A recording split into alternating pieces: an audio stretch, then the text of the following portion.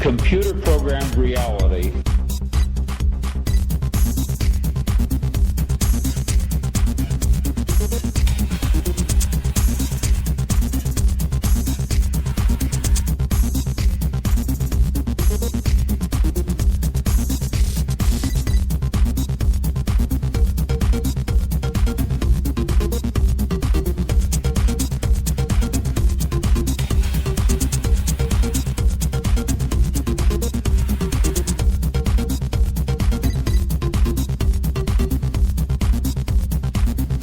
We are living in a computer-programmed reality, and the only clue we have to it is when some variable is changed and some alteration in our reality occurs. We would have the overwhelming impression that we were reliving the present, déjà vu, perhaps in precisely the same way, hearing the same words, saying the same words. I submit that these impressions are valid and significant, and I will even say this: such an impression is a clue that at some past time point a variable was changed, reprogrammed as it were, and that because of this an alternative world branched off.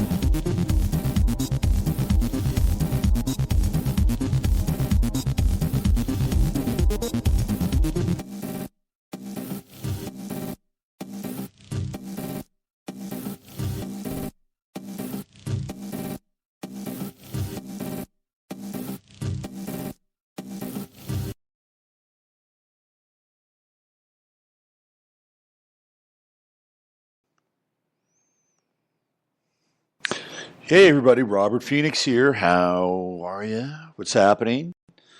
Welcome to another edition of the Friday FARcast. I am going to be playing for the next 90 minutes an in-depth discussion that I have with my good friends, the Crimis, Steve and Krys, down in North Carolina. It's a follow-up to the previous discussion we had about a month ago around John Dee and the esoteric roots of the United States of America, as passed down from John Dee through Sir Francis Bacon and his acolytes of freedom and liberty, George Washington, Thomas Jefferson, Ben Franklin, and all those esoteric cat daddies. Yeah, those cool cat daddy esoteric dudes who were smoking some very fine reefer and dreaming up just how they could turn that Iroquois Charter and the Magna Carta into a brand new document that would cement life, liberty, and happiness for as long as they could. Yeah, so we're going to talk about John Dee. In fact, we already did talked about it yesterday. A little bit of a pre-record, and that is going to take 90 minutes of your time here on the live stream. So you can just, if you're doing stuff, you can just listen and do your thing around the house or listen intently. I'll also have the visual component to this on YouTube later today. So there's not one, but two different ways in which you can get into the material. Always a great pleasure talking with my dear friends down in North Carolina. Check out their books over at Logos Sophia, their publishing company, logosophia.com. Well, I got to just chime in a little bit before I hit go, play on their interview in our time together, just to kind of give, a little take on where we are in the world. Feels like something big is coming. We had this thing go down in the northern part of New Mexico, just probably about 50 miles away from Taos, out in that scrub high desert area where they had that compound where the kids were were basically being malnourished and mistreated. And one of the kids wound up dying. And after weeks and weeks and weeks and even months of imploring the local authorities to do something by the people who actually owned the land and not the squatters, the extremist Muslim clan who was camping out there, the authorities finally showed up. And what they saw was not pretty. A bunch of kids who were being starved. They were being programmed, broken down, having their wills destroyed and their innocence trampled upon so that they could participate, perhaps, in some kind of nefarious act in a public school setting, perhaps in New Mexico, maybe Colorado, just across the state line, who knows? Well, they brought the 5 adults and the 2 males and the 3 women who were associated with this group, and guess what? They're all pretty much freed now. I think one of them has a residency issue with Haiti. The other, the main guy, has some outstanding charges in Georgia due to the fact that he took his son out of the state when he wasn't supposed to. And there's just that little inconvenient episode of his son dying at their compound, which I'm sure, well, is some kind of strange religious practice. And we don't know enough, and we don't want to judge what their religious practices are, because far be it from us to judge. We just need to accept and become more tolerant. We just need to become more tolerant. There are incredibly rich people in this world who have, their own strange religious practices with children. And we need to be tolerant of them too. We don't understand. Far be it from us in our puny little observation towers of our own individual perception. So just sit down and, in fact, why don't you just sit on your hands? It's okay. The world is too big for you to understand. It's all love anyway. He was really just loving his kid. I know it's a strange form of love, but love is love. I mean, think about it. If we want to use a Christian parallel, well, God sacrificed his only son. So why shouldn't some young boy in the desert, whom none of us would have known or have ever known, perhaps, why should he matter to the same extent? And in fact, why not just raise him up? Raise him up to that very same level. Isn't this what God requested of Abraham to do? To slaughter and sacrifice his own son in the desert? Well, of course, at the last moment, Yahweh said, gotcha. You really didn't need the sacrifice. I was just testing you. I was just testing how obedient you were. You passed that test. And now you have the Abrahamic line. So you see, there are many reasons why we shouldn't judge the death of a small innocent child that none of us ever knew or ever would know. Because there's historical and religious precedent. You have to understand there are larger forces at work here. So just love. Just find love. Love, love, love, love, love, love, love, love, love. It's all love. Go ahead, let them go. Well, you know what happened? This was an FBI, CIA sting that went wrong. I mean, something happened there. Either they completed their mission, or their mission got interrupted. It's probably the latter for some reason. Maybe it was that pesky death of that kid. You never know. But soon after, all 5 were arrested.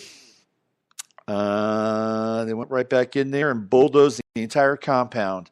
And once they bulldozed that compound, did you ever think that they would get a fair trial? Hell to the no. No way. So what's going on here? Is this another Florida Muhammad Atta? Hey, let's go take a couple of flying lessons and establish ourselves as ace pilots, able to fly in a perpendicular fashion to the ground at a rip-roaring speed of over 200 miles per hour and hit the Pentagon straight on after just a couple of flight lessons. Man, I want to go to that flight school. That guy should have had the most famous fucking flight school ever after that point. He should have hung out a little shingle and said, this is where Muhammad Atta and his boys learned how to fly high-speed aircraft at an extremely low level for a long distance and launch that aircraft right into the Pentagon. If they can do something like that, just think of what I could do with you. I could have you up and running and flying in no time. That guy must be the best flight instructor in the history of flight instructing. And then the guys are, whipping those planes around and smacking them into the Twin Towers, just like they've been doing it all their lives. But had they? No, they had a couple of lessons and spent most of their time in titty bars. That's what was going on. Planes, no planes. Operational guidance systems.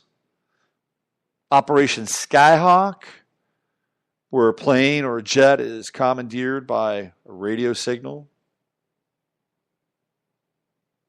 flown into those buildings. Who knows? Were there any planes at all? I'm kind of a no-plane guy. That's just my 2 cents. I don't think there were any planes. If there was something, it wasn't a plane. But I'm not even sure if it was a plane. Wouldn't it be great if we could just get to the bottom of 9/11? Man. Hey, I did a show with Emily Moyer on Monday night. Good show. I think it's supposed to hit the off-planet airwaves this weekend. We get into Joe Rogan. I spent a lot of time with Joe Rogan. But we also talk about John McCain and Asia Argento. Oh, yeah. Hey. Are you surprised that Rose McGowan is now breaking ranks with Asia Argento? So we look at the latest of hypocrisy, backstabbing, fraternal oaths gone bad. Shall we introduce another player into this role, into this drama? Rain Dove. Rain Dove is a model. Boy, the state of models these days has declined precipitously on both sides of the XY chromosome checklist. Here, let me read this for you. Rain Dove, a model who is dating #MeToo activist Rose McGowan, has told NBC News that they sent text messages to police in which actress Asia Argento appears to admit to a sexual encounter with an underage actor. Dove, who identifies as gender non-binary and does not use traditional gender pronouns, said they believed they had no choice but to go forward because otherwise I would have been complicit. I would be robbing another individual of their ability to be heard in their story. What the fuck? Their story, my narrative. We have become so egocentric. Their story. Does he really give a fuck about Jimmy Bennett? I don't think so. I don't think so at all. What does he care about? He cares about his non-gender binary status and making NBC News reign of. All these people are self-serving, narcissist twerps. I would be robbing another individual of their ability to be heard in their story. I need to be heard. Hear me, please. I need to be heard. My story needs to be heard. Please hear my story. I just want to tell my story. We don't care about your story. Your story is tawdry. It's tawdry. The only reason your story is making any news is because you had sex with a succubi. That's the only reason it's made, that's the only reason it's made any news at all. Is she been, Trailer Park Pam? Do you think we'd be hearing about this? No.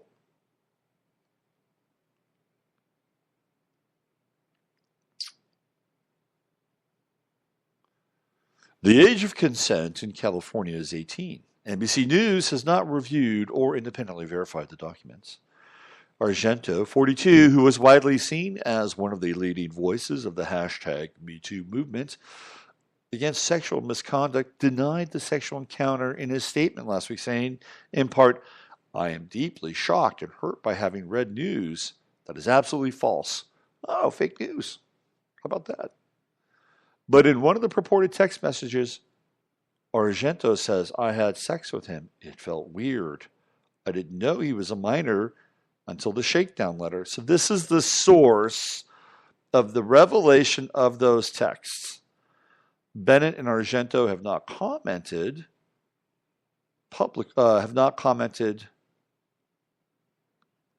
Who writes this stuff? Do they outsource this to China? I'll read you how it's written. Okay, and I'll have to reinterpret. Bennett and Argento have not commented publication of the text messages of the text messages. Bennett and Argento have not commented publication of the text message. What the fuck does that mean? It should read, Bennett and Argento have not commented on the publication of the text messages. This is NBC News. Get a proofreader, NBC News. Dove, 28, was first identified by McGowan as the person communicating with Argento in the potentially incriminating text. Dove said they met Argento after the death of the actress's boyfriend, Celebrity Chief. Celebrity Chief. He's not a chief, he's a chef. He's not a chief. Celebrity Chief. My God. Remember Chief Dan George? That was a celebrity chief. He was an actual chief. Bourdain was a chef, not a chief. I'm not making this up. The model claimed that they were not the person, this terrible writing, who leaked screenshots of the text messages to TMZ, which also published a photo last week that purports to show Argento in bed with Bennett.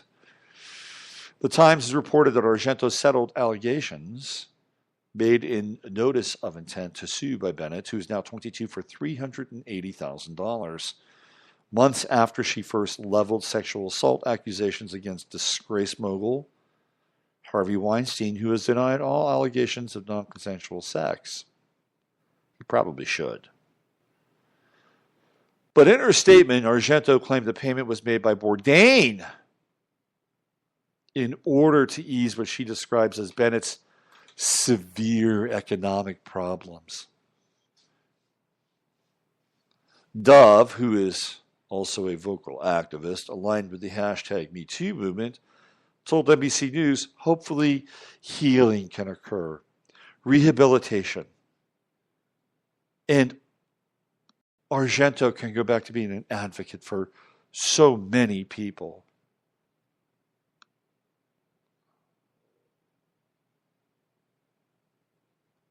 This guy's dating Rose McGowan. He's dating. So Rain Dove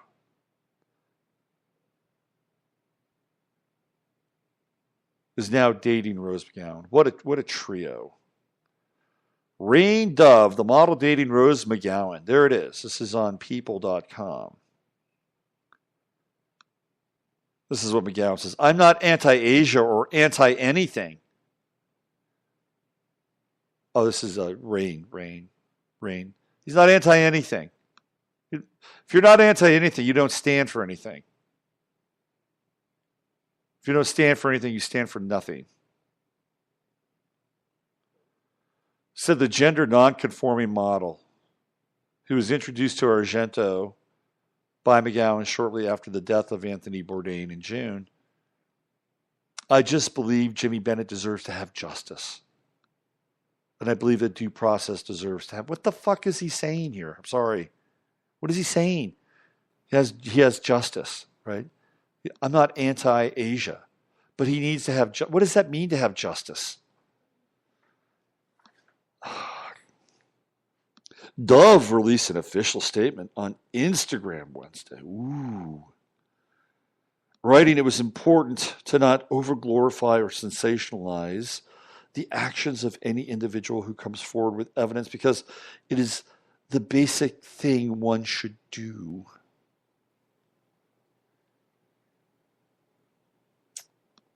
While the conflict may feel murky, the situation is cut and dry. An individual admitted to sexual engagement with a minor, according to the age stated by California, which is an illegal act that can qualify as statutory rape. So this guy is dating Rose McGowan.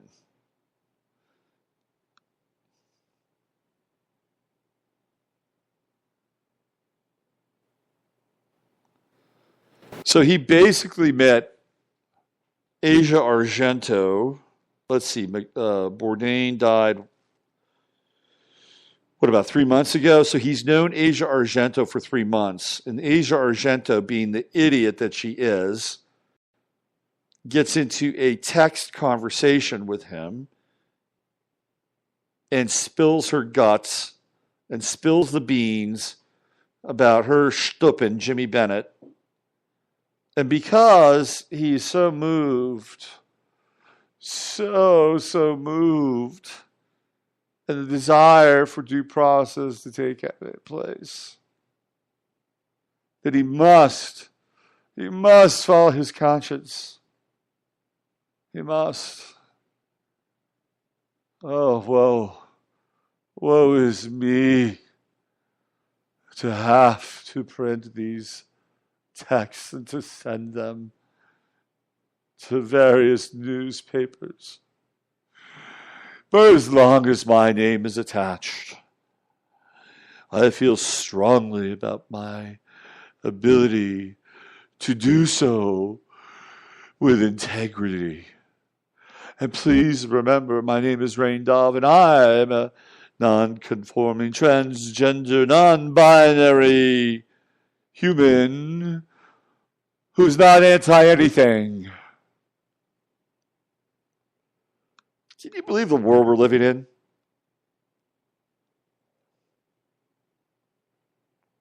My God. 26,014 likes. The above is my official statement regarding the Asia Argento case. Before you read, I know many people are upset, confused, and angry right now. It wasn't an easy thing emotionally to report to the police. You're a snitch. You're a Judas goat.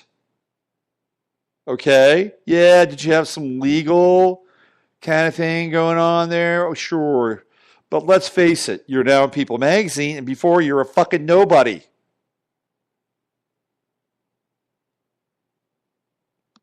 I've met Asia's kids, seen them during a process of mourning, and watched the admiration roll in from individuals inspired by #MeToo movement, knowing that much may be taken away from them in the name of revealing truth was gnawingly upsetting.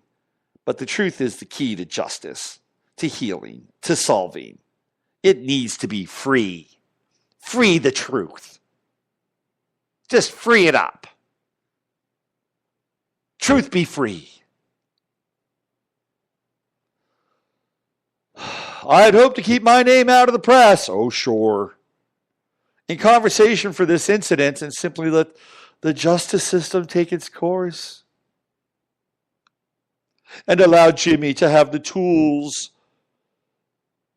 they were being denied to speak their story. This is terrible writing on his part, too. Does he do copywriting for NBC News? But too many people got hurt in the silence. So here it is. The truth. Friend.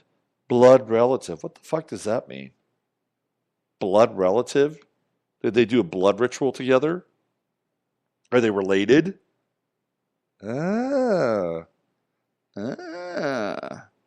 Acquaintance. Whatever.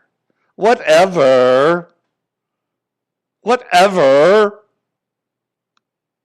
it comes to a crime of which an individual has been assaulted and is a victim, we cannot have bias in doing what's right.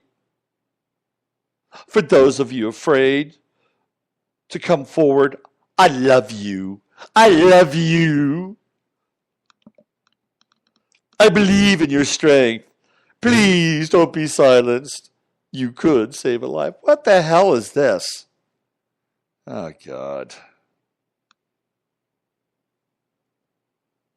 We have become a pitiful species. Absolutely pitiful species.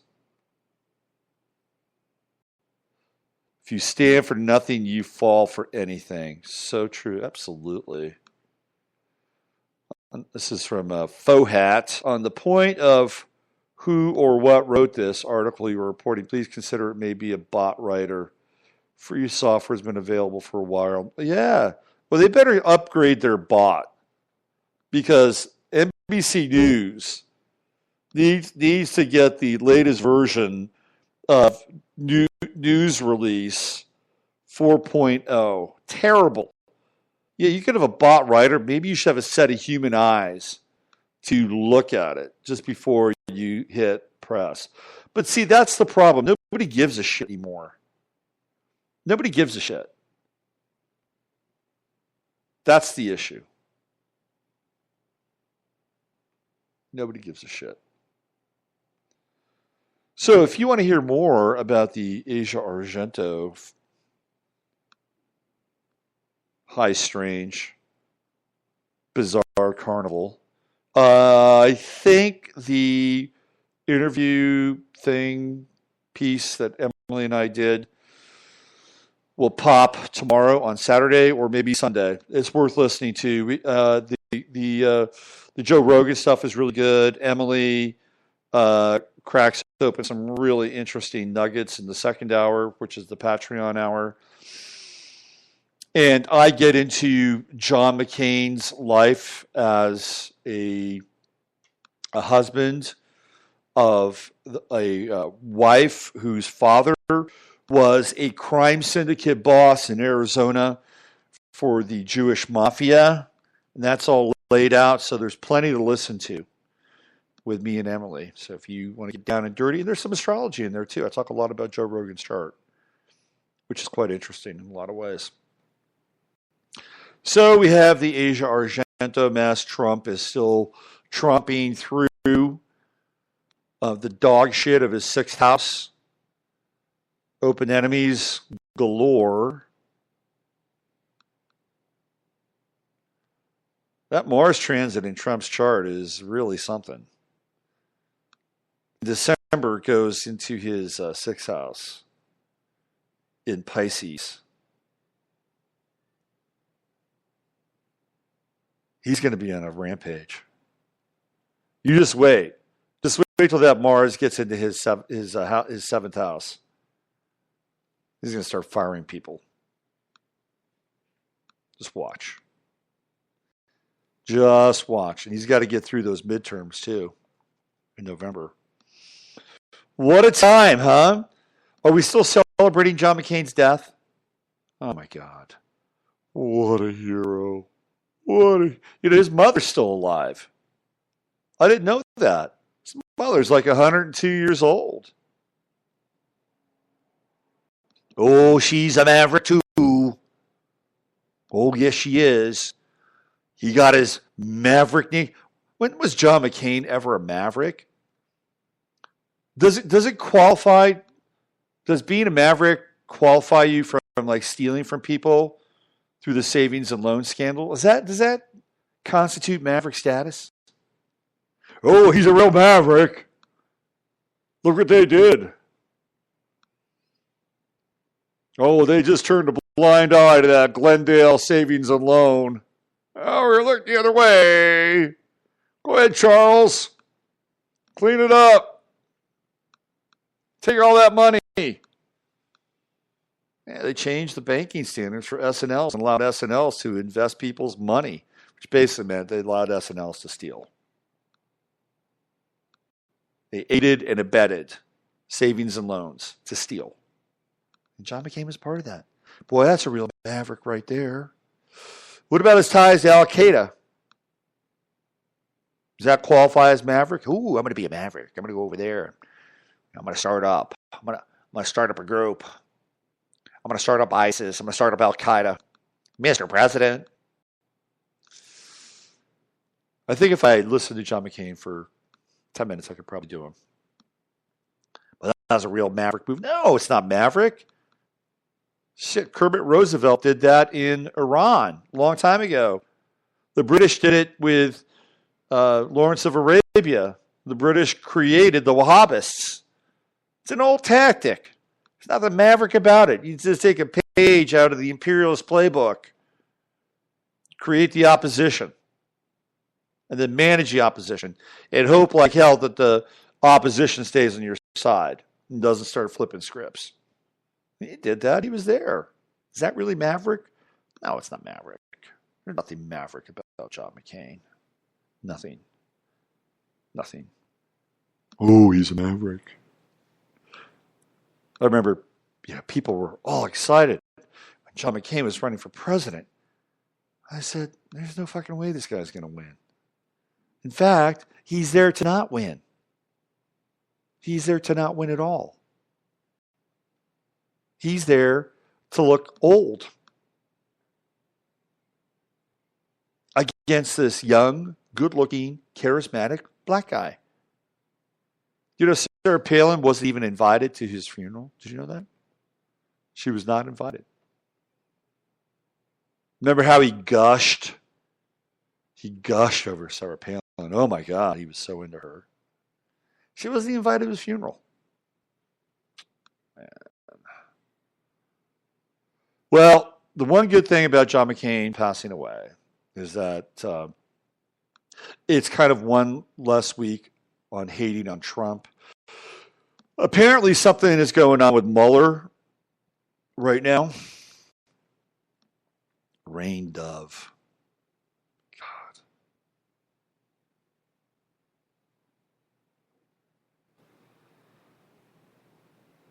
Let's see.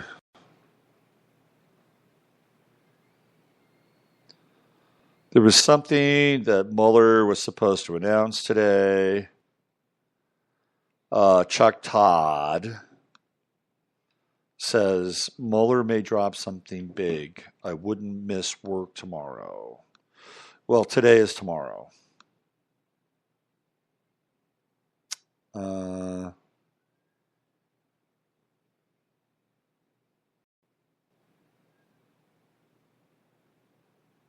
But there's nothing. Nothing. Anything else? Let's see. There's Ronan Farrow. You know who Ronan Farrow looks like? Ronan Farrow actually looks like Steve McQueen a little bit. He's got a little Steve McQueen in him. Well, that's probably not the case. I think that's it. I think that's it for the news stuff. I'm just trying to see if there's anything relevant in real time that I need to report to you. Because sometimes things do break while I'm on the air. But there's no, nothing. Nothing.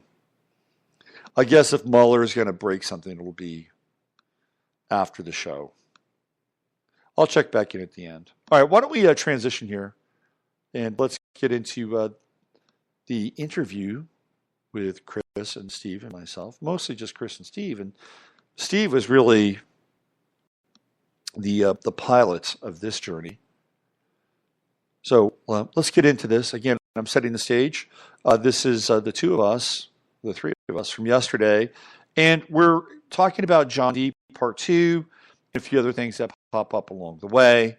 But it's mostly Steve and Krys kind of unwinding more information about Dee and his relevance to the culture we live in, and how it leaked into his theoretical followers, Sir Francis Bacon, who may have been less of a Gnostic in some ways than Dee, and then the Founding Fathers. So here we go.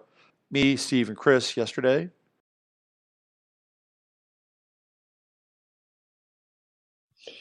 Well, it is the last Friday of the month, and as such, we return to the scene of the crime, where we are exhuming the remains of the past of one John Dee with my good friend steve-amp-kryscrimi of Logo Sophia. What's going on, kids?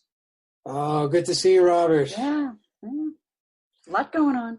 Yeah, it's been well, things are busy, but we've been we're here to talk a little bit about maybe the esoteric and alchemical foundations of this country. So maybe so hopefully you get that, and the central figure, it seems, in a lot of that is this one John Dee of Elizabethan England fame. So just to quickly recap, there are some people who are probably just going to be getting into this for the first time, that they didn't see our part one. Maybe you could just quickly, Steve, do a 2-3 minute summation of Dee, and then why it's important. And then I know Krys wants to jump in and talk about kind of the esoteric angle as he relates to the founding of the United States. So Dee was called a polymath, and he was living in a time when you could, in fact, learn everything that there was to learn, all the sciences. So he just pretty much took everything as far as he could during that era. And he was born in the 1500s. I don't remember the exact date off my hand.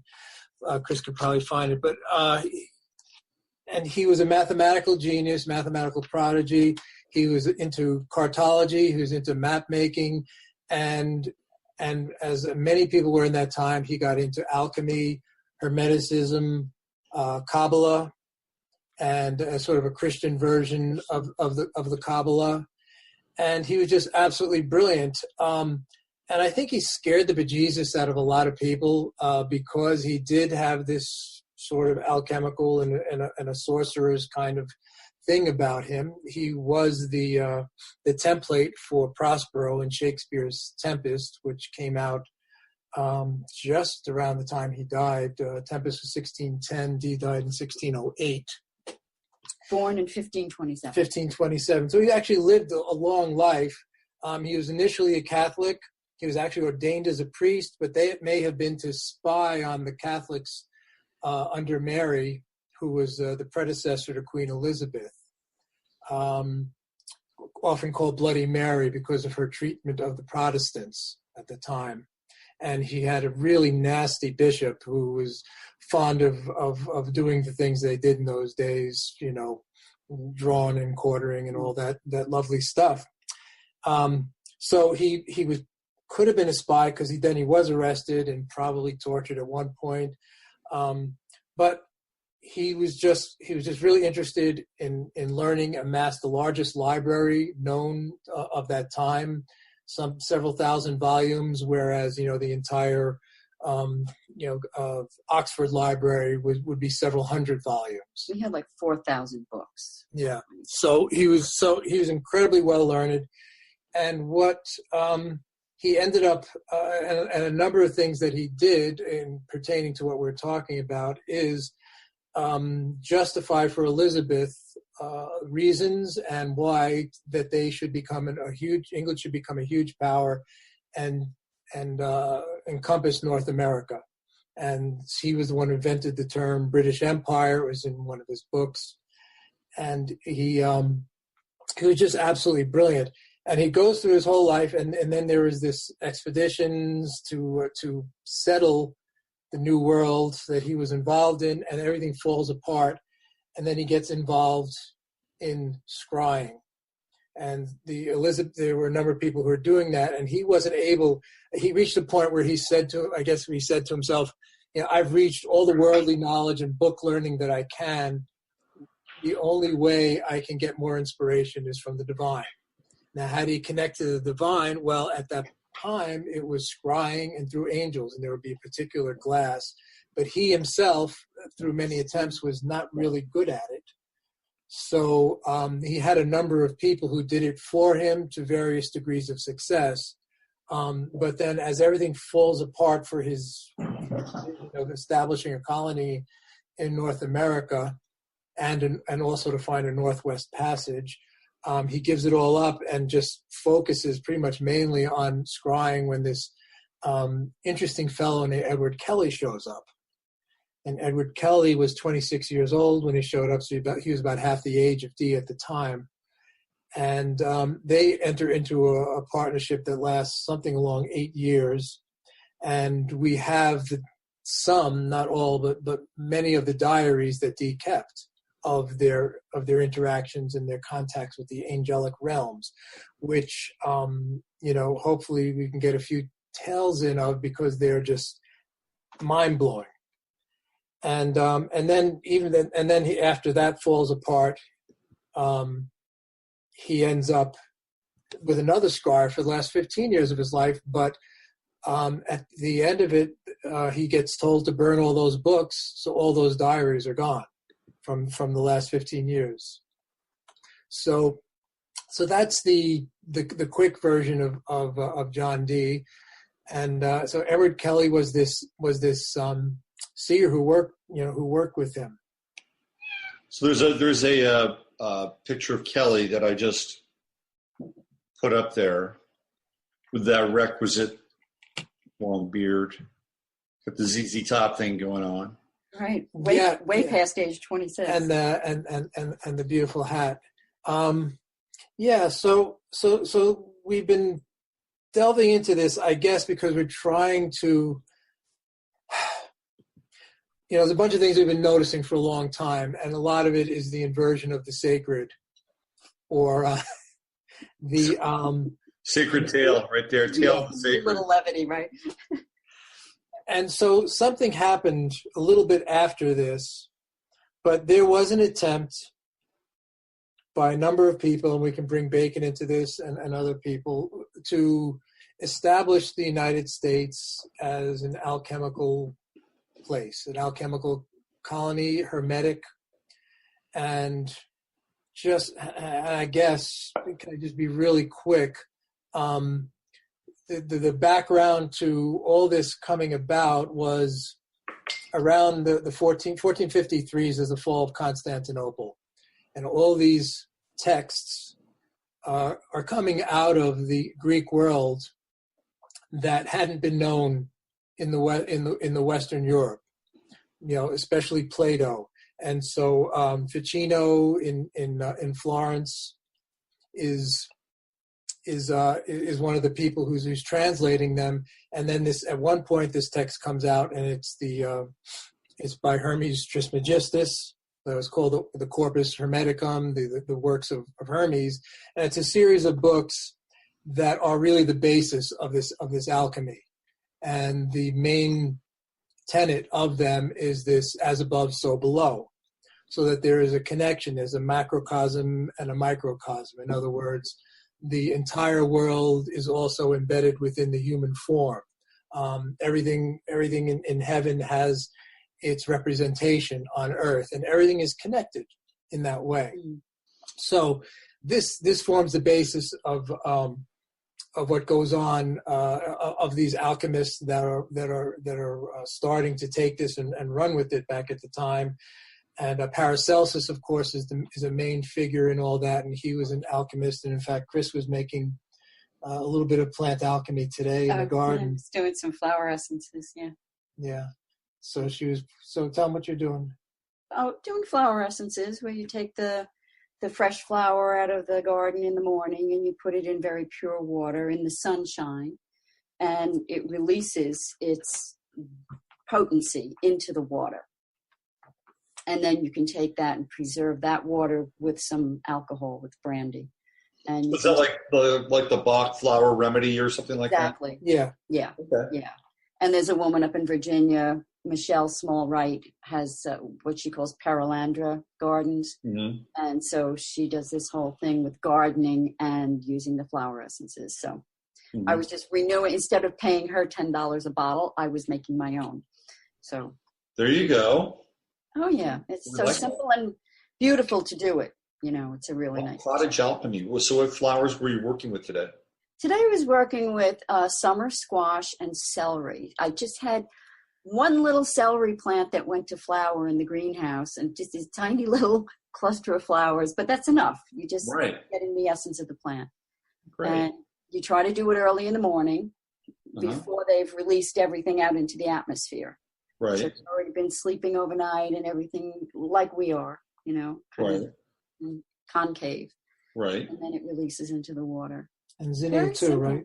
Yeah, so the other day I did zinnia and tomato and something else. And there's a whole list of things. Very cool. Excellent. Yeah. Yeah, excellent. So Dee and then Bacon, so it would be Dee through Bacon, saw the United States as what? An experiment? Are we talking like that the United States itself was kind of this alchemical project? Right. It was the New Atlantis. Well, Bacon wrote, of course, the New Atlantis, which was printed after he died. It was found on. It wasn't complete. It was unfinished, right? It was either complete or, if you listen to Manly Hall, they only published part of it. Okay. And he speaks with certainty on things without any footnotes or references. So it's hard to know what to make of him sometimes. Right. You know? So he'll just say things like, well, everyone knows that, you know, but no one knows. And so scholars, anyway, don't think about it. But anyway, so I think Bacon will be, and the New Atlantis is another show, but they're both pointing to the same thing. They both have very different. Bacon, for example, rejects Paracelsus, rejects the microcosm and the macrocosm. So he's a little different than what Dee was doing, and he doesn't reject, but he downplays mathematics. Whereas for Dee, mathematics was incredibly important because it's involved. You can't do Kabbalah without mathematics, and it's also, it seems to me that he was very much Pythagorean, you know, and for Pythagoras, the world is generated by number, but number as quality, whereas opposed for someone like Galileo, who had actually said, well, the world is comprised of number the same way Pythagoras did, but for Galileo, it was number as quantity. And there's a huge difference there. So for Pythagoras, you know, every number is a spiritual carrier wave, some form or another. Ratio, right? So the ratio and then, come in there. Right. Well, then from there you work with ratios, and it gets into the music and all that. Mm-hmm. So it's really, you know, it's really fascinating stuff. And the other two things you have to kind of realize in the background were when the printing press was invented and it sort of came online in the 1450s. But that made all these works transferable around Europe, you know, and Dee would write in Latin often, and other peoples in continental Europe were still writing in Latin. And of course, so that you can send books all over the place and anyone. Right. They had a universal language. Yeah. Right. So sort of like, you know, English has kind of become today. And of course, the other big thing was in 1543, Copernicus, which Bacon did not agree that with the Copernican revolution. Also, is another thing he didn't agree with. He thought Copernicus was wrong about heliocentrism. But you have to really conceive that would be a huge game changer for your worldview. That the Earth is not the center of everything. Right. And that leads to a whole other thing, because it also goes contra our experience. Our experience, of course, is sun comes up over there in the east and wends its way across the sky and goes down over there. We don't experience going around the sun. Right. So you're abstracted. In order to go into Copernicus, you're abstracted out of your lived experience. That's right. And for somebody like Dee, he may have acknowledged Copernicus, but they were all called empiricists, which means that it was, they were dependent, the knowledge was dependent on the senses, and on the senses, what they did, what they perceived, what they recorded, and experiments would follow in that way. Mm-hmm. So that would also lead back to this working with the angels, because the angels were an experience for them, and in fact, it was almost like a theater for them to watch. In fact, literally, when Kelly, a curtain would open literally for Kelly in the scrying, in this little glass that they would scry through. It wasn't very big, and the curtains would come up, and when the angels were done with them, the curtain would come down. So so we think it's really important to kind of get a grasp on this, and that's why we're kind of like taking our time and hoping to do a few shows on this, because it's a big topic, and and I'm too lazy to write a book on it, and there are books that are all over the place. But at this point, I think it's kind of fun to do it this way.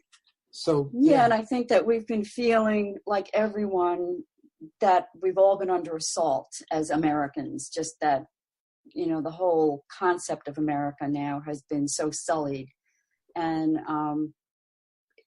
it's kind of worn us down and ground us down, feeling like there's no kind of uplift or higher vision left anymore. Everything is monetary, power. Right. And, it's really been brought down to the lowest possible chakra. And so we're looking and remembering these glimmers of this vision that was put forth for this continent. Mm-hmm. And it did have a sacred origin. And so that has been co-opted and taken over, and everybody knows today it's all completely flipped. Where it's all inverted. That's right. Inverted in such a twisted, sick way. Mm-hmm. And the tentacles have gone to every level, every strata of society. And everyone is just feeling so overwhelmed. And I would have to go back to this person who we used to work with, Peter Kingsley, who said that what's needed now is that we need to resound the original note of what this culture was built on. And so we're hearing that note being sounded. It's very distant, but we're seeing it in Dee and his work, going that far back, where these people were working on the angelic realms. They were getting messages for their country, for Britain, for England, and seeing that it was beginning not just with the Britain of their day, but going back to Arthurian Britain, where it was a very high ideal. Mm-hmm. And so they were wanting to bring this and then incorporate it into the New World. This is where the New World Order language begins as well, mm-hmm. and British Empire. Mm-hmm. But it seems to get, again, twisted. It gets, that's a great idea. Let's all have one language, and let's all speak the same language, and let's have the queen be, the head of the whole world. But their vision was to have it so you could uplift they were seeing that what they called the sublunary world, which would be the world below the moon, the earthly realm, had even at that time been so lost that it needed to have a revivification of sacred qualities. And so they were seeing this work as how to do that reviving. So they were we wanted to go back to the language of what was spoken in pre-Edenic times, so pre-Eden. What was this language, this sacred language that was being spoken, where the word was made flesh and everything was sacralized? So that's how they started to get involved and wanting to learn this angelic language. And there was a point where when they did make the contact and they were getting this alphabet given to them, that the letters would come on the piece of paper as a yellow shadow. And then For Kelly would trace over that yellow shadow of the letter, and then the yellow would disappear and he'd have the letter. And then they built up over time this language of the angels. And that language actually has syntax and grammar. It's a very cohesive language. It's an actual language that's usable, I guess, like Latin and Sanskrit. So they built up the language, and then they were getting these instructions from the angels. Now that they have the language, you can understand us. So here we're going to give you instructions. We want you to build this sacred furniture. So they built this table to very specific instructions. It was a cube, a 3 by 3 foot cube. Right. And then they put all these sigils, these letters, all around the outside of that. And they would do all their work. And this table, I think of it as a step-down transformer. It was a table that was to protect them from these incredibly potent and intense energies that were coming through with the angels.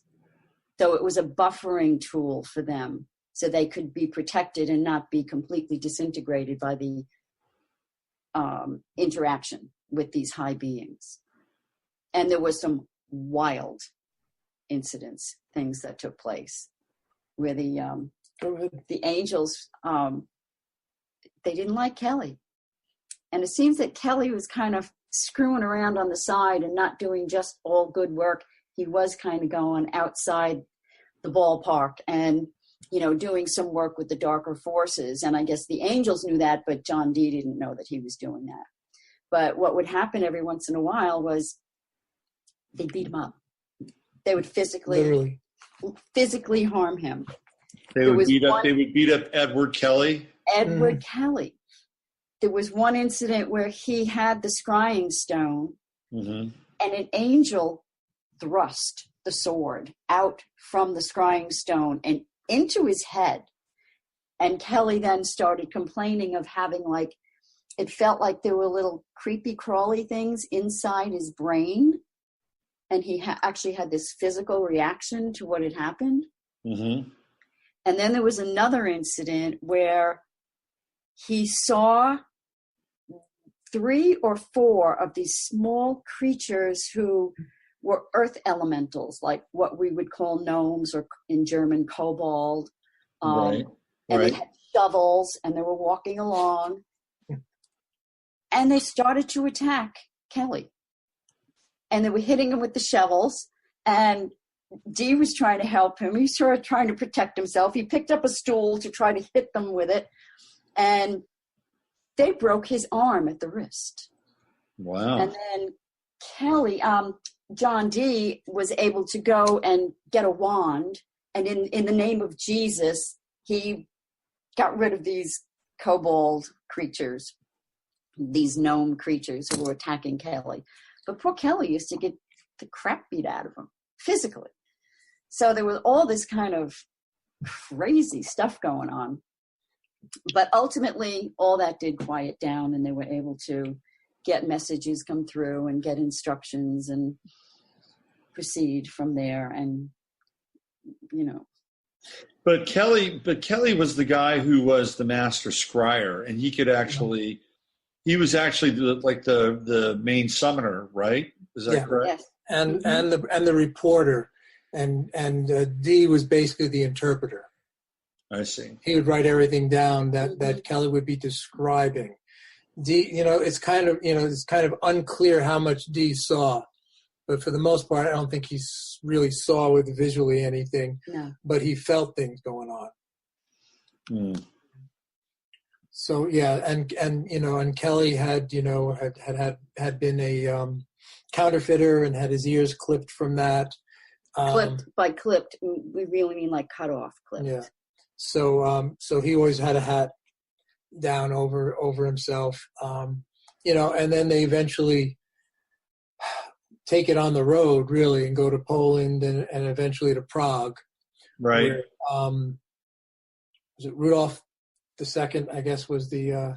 Yeah, he had Kelly arrested, right, in 1591? Well, yeah, because the thing was, and there's this whole long thing with the angels, because, here's Dee was always impoverished, and as part of his dissatisfaction with the Queen and the court and all that, that no one would ever pay him for everything. I mean, he gives them the plans for British Empire, and Cecil gives him like a side of venison, for his trouble. It was really insulting. So I think that's part of the reason. So he felt like he would get more, he would get more traction in Europe, which he did.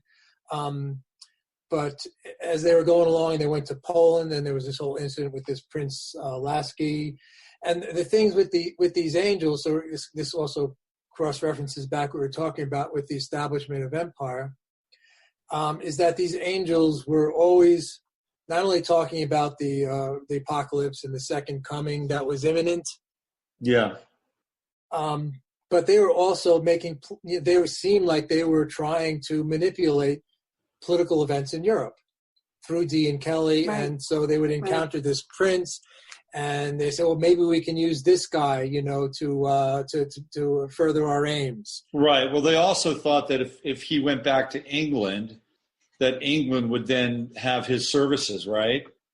So it would be better to either use him or imprison him so he doesn't get back to England.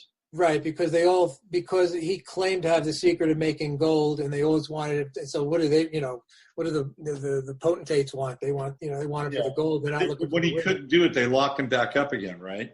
Right. Well, he got locked up a couple of times, and then there are stories that are not, of him trying to escape and breaking his leg and then getting locked up again. And it's, it's unclear, that probably led to his early death. But yeah, he didn't come back. Dee went back to England. And of course he was broke, and they broke into his house and sold his library and his alchemical equipment. Well, I think it was his brother-in-law. He needed money so desperately, and the brother-in-law loaned him money.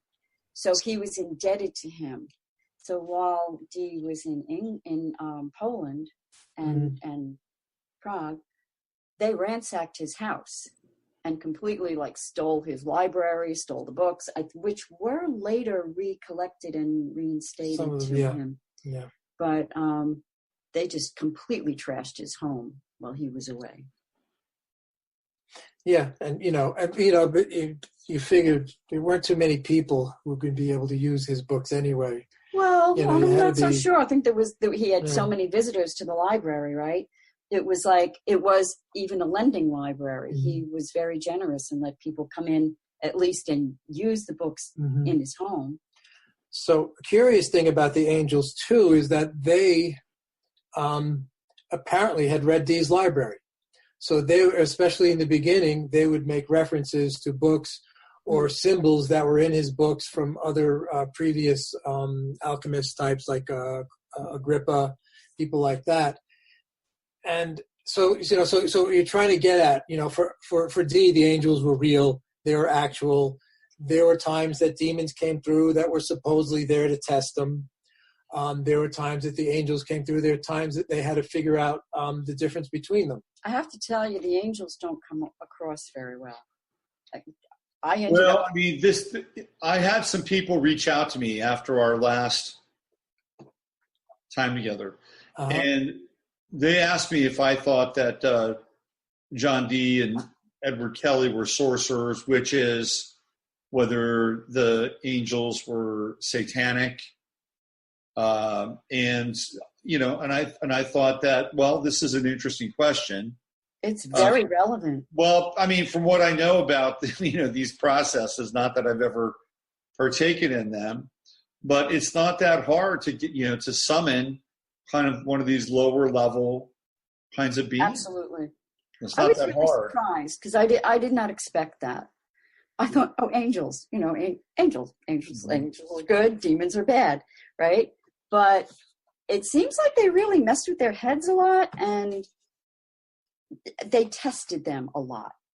And there was some kind of a statement that, well, these forces are here, these darker forces, to test you.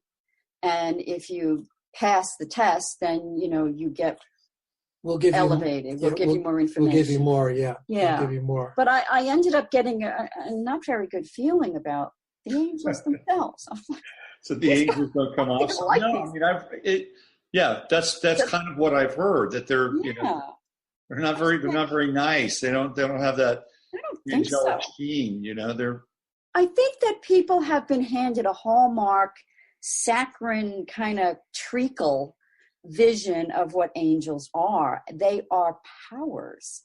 Yeah, they're not human. I mean, clearly they're not human. They're not human.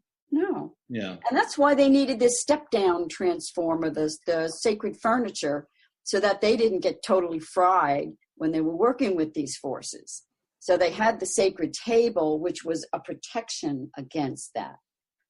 And as I got further into learning about it, I realized, well, part of the problem was Edward Kelly really was kind of like going out the back door and paying over his money to do some with the dark forces. Right. And that's why the angels were always trying to whip them back into shape.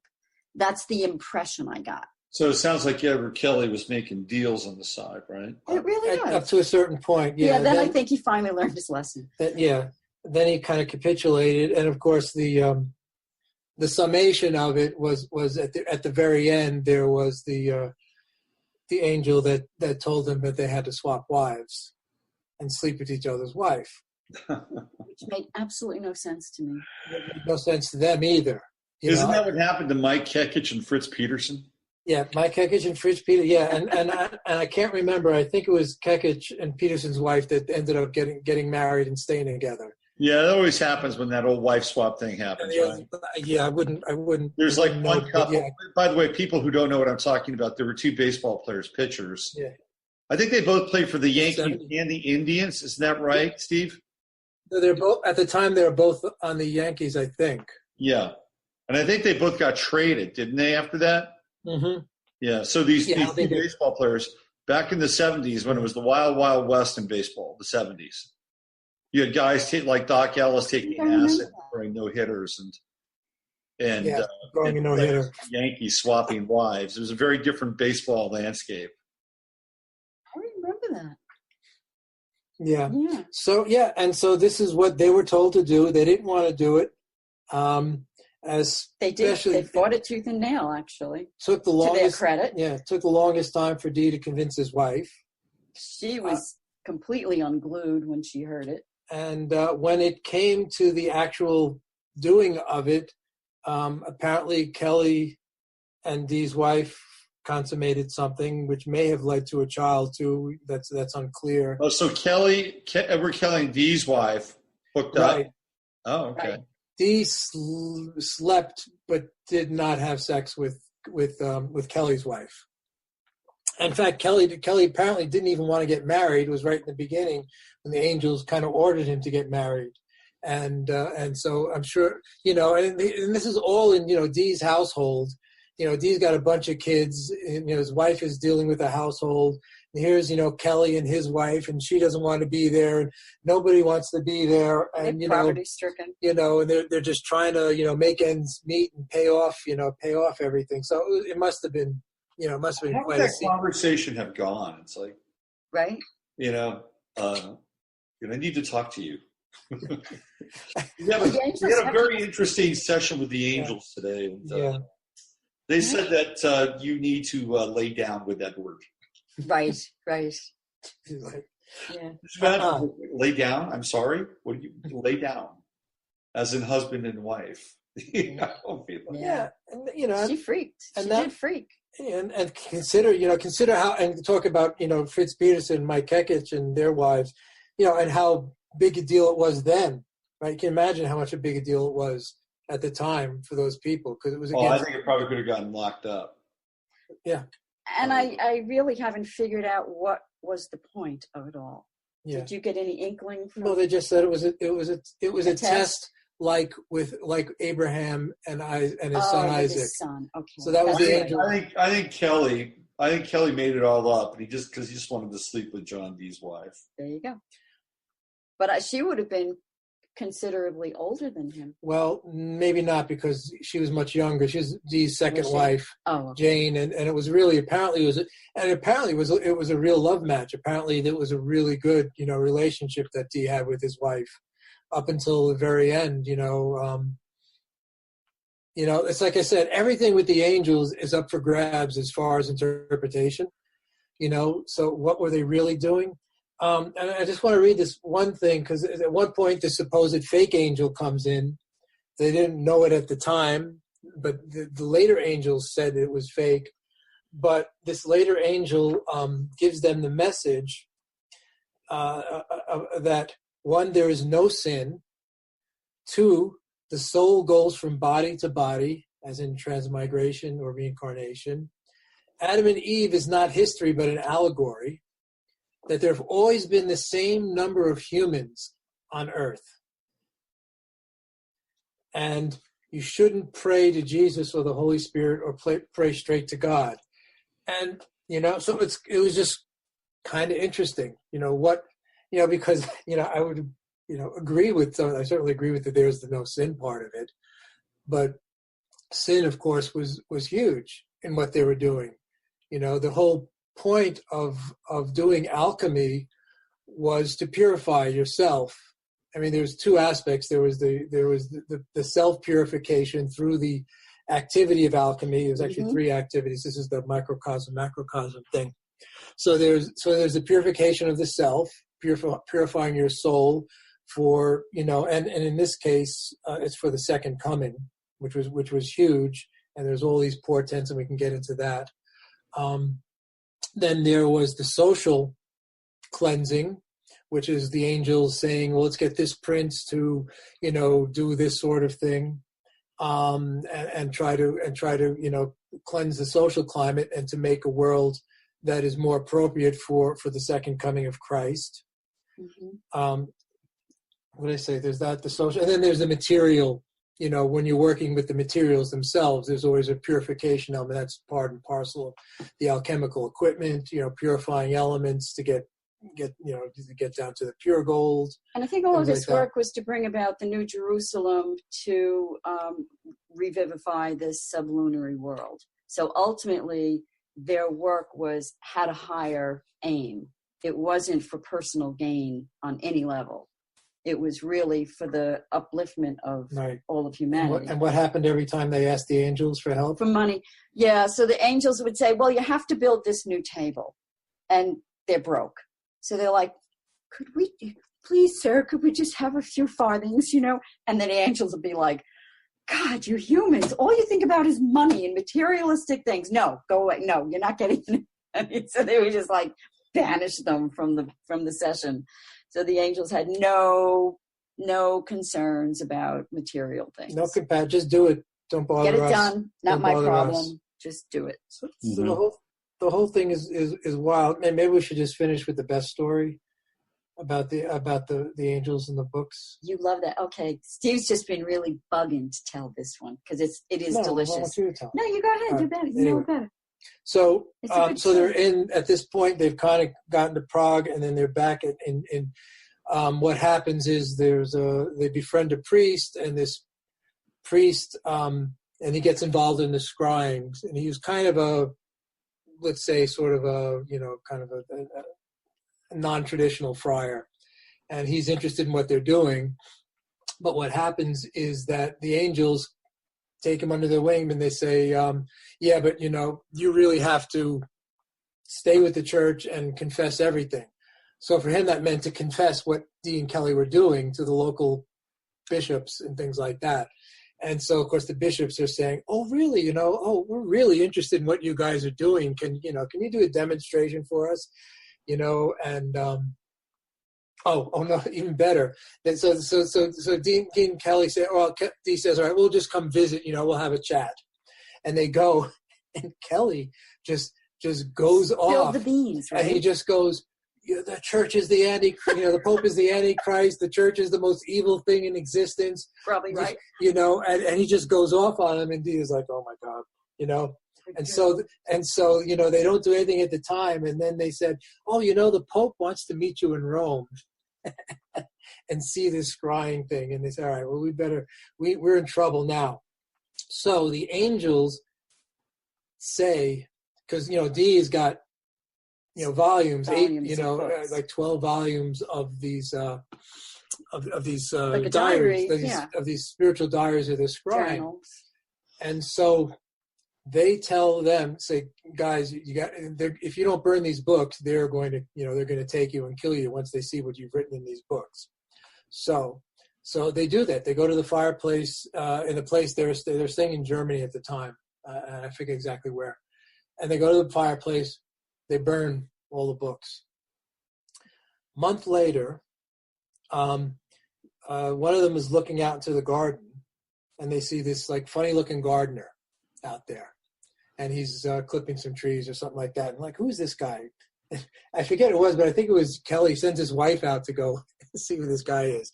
So anyway, kind of disappears. They go out and look for him, and he's sitting under a tree, and all of a sudden one of the leaves from one of the books comes falling out of the sky. And this being goes and pulls like two of the books out that had been burned and hands them to him. And they're completely unsinged. And then this being goes into the house, but he's not walking. He's like a foot off the ground. And they follow this guy into I forget what he was wearing, some kind of robes or something like that. Follows him, and it's like, the doors open in front of him, right. Like some, it's like some B movie.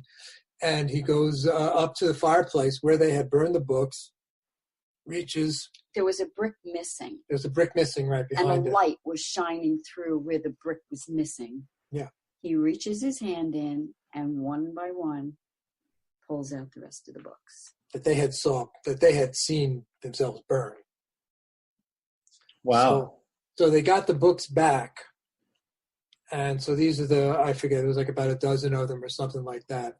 And of course, to get to the end of the story, it's kind of like the Nag Hammadi, where at the end of his life, Dee buried them in a box on his land, and his servant, right. after he died, went up and unearthed the box, brought it into the house, and of course, the maid is lighting fires with the books. With the pages. Yeah. So they lost like a third of them, I think, something like that. They figure we're ended up being burned anyway. So it's a great story. There's a weird lesson in there somewhere, right? Yeah. Hey, so I just found this really interesting image of right. the scrying table. Very good. And right. This gives people some understanding about what they were working with here. Of course, we have the two inverted pyramids, which right. is the Magan star.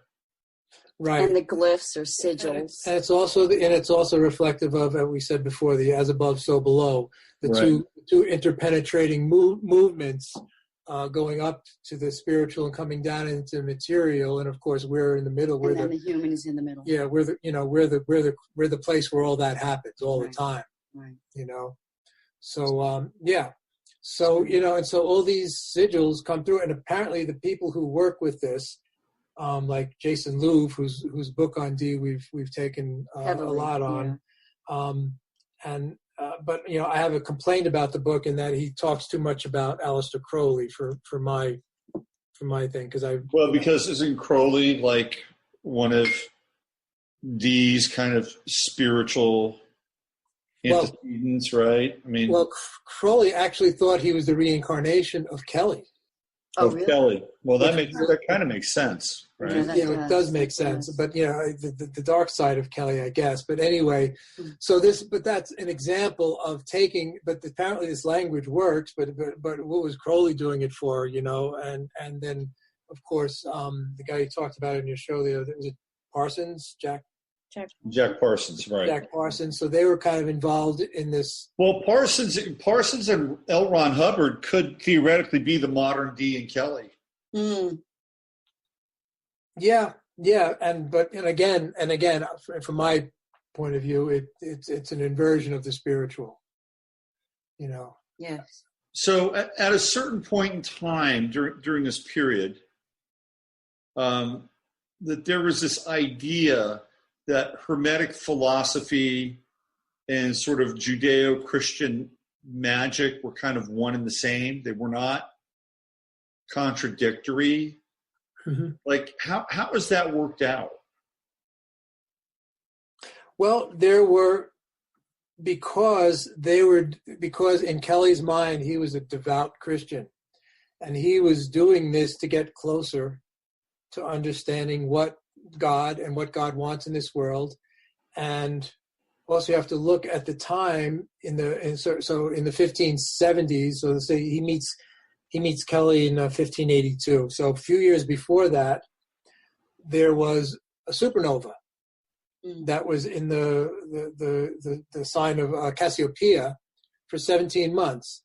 And apparently this supernova was so bright that it was seen during the day also.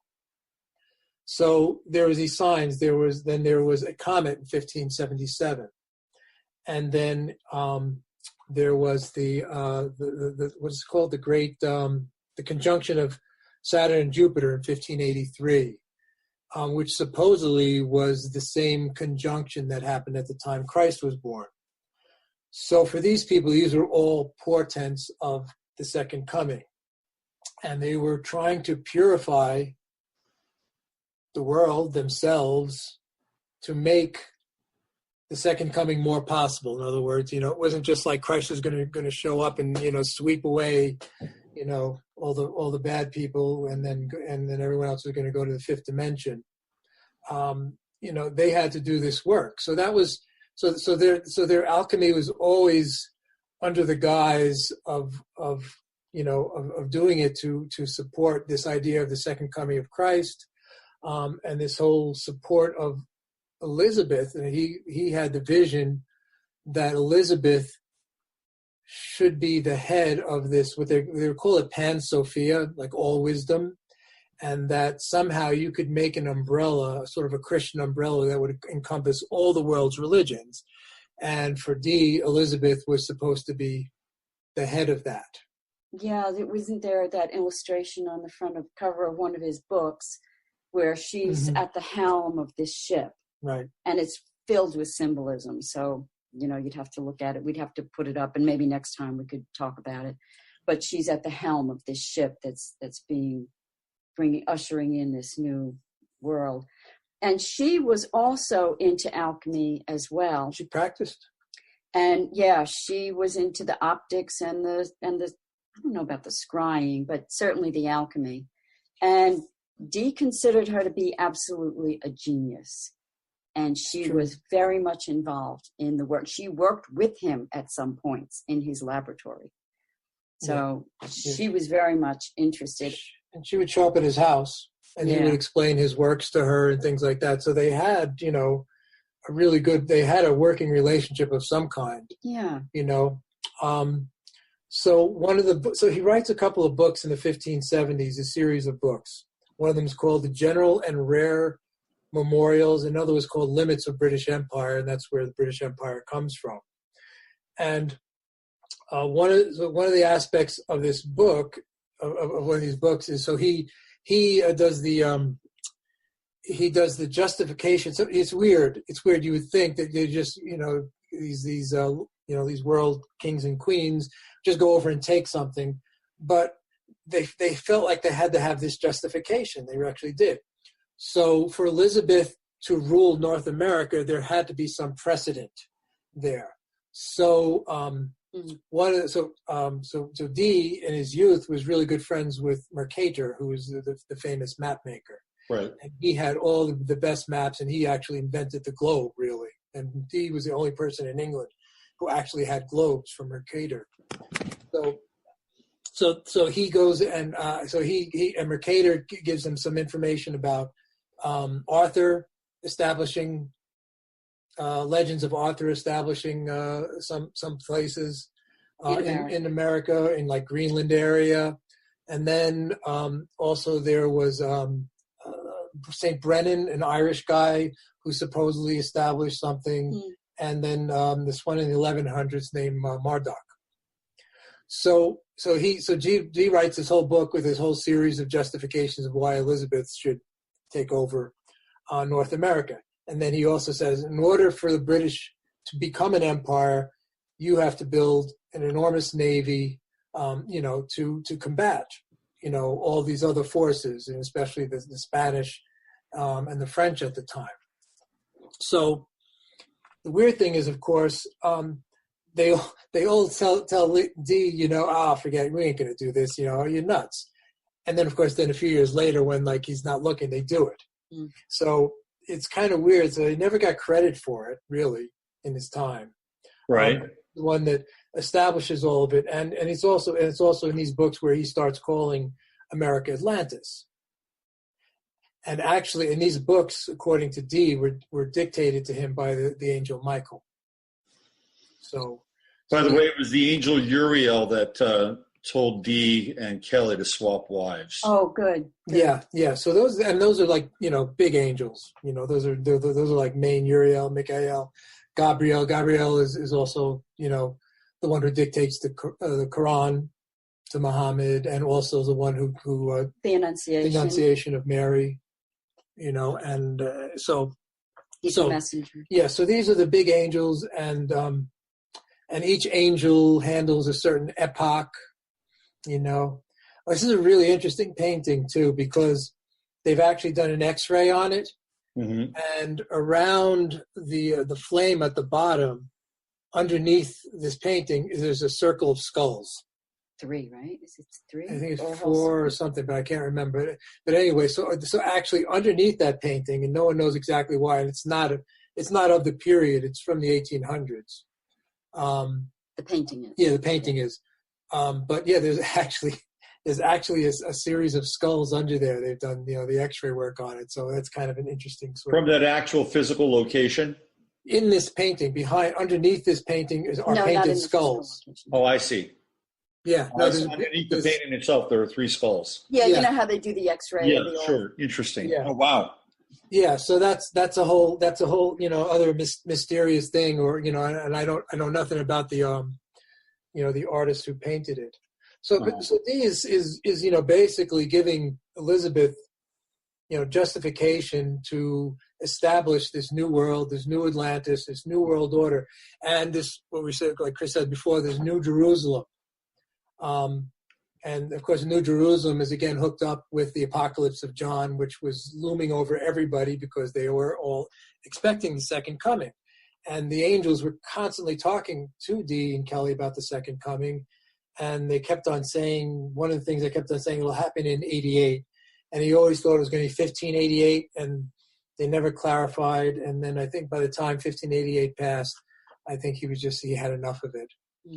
So what's really interesting about this is that there are whispers of the second coming. There are whispers of this kind of apocalyptic world, and not just whispers, but actual signs in the sky with the supernova and the comet. And then there's this rise of esotericism. And if you look at like what was going on at the turn of the century with Blavatsky and Roerich and Ledbetter and these characters, they were also beginning in their minds to see the end of the world, right? I mean, they were in the process of creating a new world or a new age because the old one, in their mind, was ending, right? So to some extent, that was true because of what happened with World War I. I mean, their world or the worldview of the past, like 500 years was ending. Mm-hmm. So that part was true. And then subsequently World War II. But what didn't happen was that they didn't have this new order that emerged from whatever catastrophe they were foreseeing, which I think was probably pretty valid at that time. Yeah. But the same thing was occurring, it seems like, with Dee and Elizabeth. And I think, like, if we fast forward, we can look at the immersion in esoterica and the occult that we're all swimming in right now. Mm-hmm. And because I was thinking about this when you were talking earlier about how, could we find a common language? Could we find something that would, kind of uplift us, right? That there would be some kind of, spiritual wing, some pneuma that could, like, raise us up out of our sort of mundane, dualistic sort of, turf war that we've been in for a while. And I thought to myself, well, what about the esoteric symbolism? And I'm not saying that this is really the case, but when you look around, I mean, we've never lived in a time, I think, where it's been more blatant and everywhere, right? Mm-hmm. I mean, there are all-seeing eyes all over the place. Trump's always doing this little thing. I mean, it's everywhere. So whether or not, we can agree on the fact that these symbols portend an uplifting for kind of a new day. In fact, what's really interesting, I was watching the NFL Network, and they've got this commercial, and they're talking about the new season, the upcoming season. And they actually use the phrase, it's the dawn of a new day. The NFL especially. Yeah, exactly. So I think now we're completely immersed in a culture of a certain type of summoning. And I don't think that it's always very responsible, right? It's like Goebbels meets John Dee in some way. Interesting you should say that, because I was listening today to a wonderful interview that Emily Moyers did with this guy, Jeffrey Gates. I know Jeff, yeah. What? I know Jeff. Do you? Yeah. And have you listened to this interview? I have not listened to Emily and Jeff. Jeff's a real bright guy. Yeah, the conversation was about blockchain and mysticism. Right. And they're talking about this young man from Stanford Research Institute who is, I can't remember his name, but he's saying, I believe this kid is a mystic, that he is seeing things with this. They're doing something with blockchain and then laying on top of the blockchain some kind of quantum entanglement. And as I'm listening to this, I'm thinking, wow, this is reminding me, it's like an echo of the John Dee looking for the language of the angels. Like, how do we learn the voice of God? How do we learn the language of God? Right. Well, this check out the interview. Yeah, it's fascinating. Have you ever seen Pi? The movie Pi? Yeah, way back. It. Yeah. With Darren Aronofsky, right? It's a hard movie to watch. The tiger?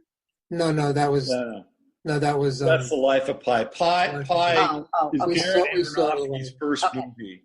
Okay. And it's about a guy who is he's this Jewish mystic, and he's found the code, the number of God. Okay. And he's being hunted down by these rabbis who desperately want it so that they can use it, gain control, and then, summon the Moshiach, right? Mm-hmm. The Messiah. He's being hunted down by Wall Street people who think that with this number they could control all the numbers and all the markets. And he's also being hunted down by aliens, right? Oh, right. Yeah. So this is an interesting story and thread that, again, it's got this loop and it's got this arc. Right. It's got legs. Find this thing that makes the breath or the thought imminent. Well, Well, Dee thought he found this with the, if you want to bring it up, the Monas hieroglyphica. Sure, let's look at it. So that's the actual symbol that he thought would bring all this together. Yeah, that's, symbol of unity, actually. And that was from a book he wrote in 1564. And the Monas hieroglyphic, you can see on the left, so it's got the symbol, it's got a circle with a dot in the middle, which is a symbol of the sun. It's got the moon going up through it. And then there's the cross. And then the symbol of Aries, which is that like the first astrological sign or something like that? Right. Somehow it's supposed to encompass the whole of it. But if you take any of those elements and then you break them apart, like the cross into angles and things like that, you put together all of the astrological symbols can be made from that. And he saw that as condensing the entirety of nature into one symbol. Right. That's why it was the monos. The monad is the unity. And so we have earth, air, fire, water, correct? Right. So you got the elements, the and elements. then so for him, and he had there's a whole book that he dedicated to elucidating this symbol and its various meanings. And this is one of the books that he spent a lot of time tutoring Elizabeth on. And then the proportions have to be, absolutely exact. And, and I can't discourse on the proportions, but you can see this. So this is what you were talking about. This is what he tried to do in his day, to make a universal symbol. And the later Rosicrucian texts put this symbol in the margins, even though by this time, no one mentions Dee anymore. Dee has kind of become an anathema. He's just become someone that no one wants to deal with anymore because he gets associated with. By the time you get to the Puritans and James I, after Elizabeth dies, Dee falls heavily out of favor, and he's just considered, this sorcerer that no one wants to deal with. So he gets forgotten by history. Yeah, I mean, both Dee and Kelly, their end games are not great. No. I mean, was it worth it? Was that Promethean kind of, stab at the fire? Right? Was it worth it for their? I don't know. I don't know the answer to that. But if not in material terms, right? Yeah. Not if I was an aspiring mystic and I was looking at their lives, I'm not sure that would be really all that interesting to me. Like the end game, Yeah, and again, we don't have anything about like the last 14, 15 years of his life where he was still doing scrying, still working with angels, and none of that has survived. So we don't know, whether there was, something fruitful that came along. There's nothing written really. Right. So it's real, so it's open-ended, So talk a little bit about the link between Dee and Bacon, because it's going to be Bacon who's going to influence guys like Washington, Jefferson, right. Franklin. Right. Jefferson said Bacon was he had him listed as like the three greatest minds who ever lived. I think John Locke was the other, and I can't remember who else he had listed. Bacon's a whole other big story. Bacon, but he's associated with everything here, and he's kind of a half generation, after Dee. But Bacon is not on. Bacon, of course, is big. It comes to prominence in under King James I after Elizabeth dies, and so at that point you couldn't really say you're hanging out with Dee. And I think in the end it probably comes out to a couple of factions who are trying to do the same thing, the same sort of New World Order, same sort of New Atlantis. Right. Bacon was less mathematical. But he was also involved in empirical science, but he was not down with the as above, so below, microcosm, macrocosm. Right. But he was very much into empirical science. And then, when we talk about his New Atlantis, he kind of delineates how that works as he depicts this society. And there were a number of people writing these kind of works, also these utopias at the time. they were all, very much interrelated. But this only comes out after Bacon's dead anyway. Bacon does get involved in his family seems to be involved in the Jamestown area and the formation there and Williamsburg. So there's supposedly a cache. Williamsburg, Virginia. So they're supposedly buried somewhere. It wasn't where the old church was, and there's some tunnels under there, and in the tunnels there's supposedly a box with the cache that's going to prove that Bacon wrote Shakespeare and a bunch of stuff like that. But it may be our last show. We will, in fact, reveal who wrote the Shakespeare plays. So we're going to keep that one in our back. It's about time that somebody did. So Bacon kind of ignores Dee, and then when Bacon was sort of the guiding light behind the founder of the Royal Society, which was heavily influenced, and then that's when the Masons start coming in and working into that, and that's later 1600s. He's kind of behind that as a guiding light of the Royal Society, but they all completely ignore Dee.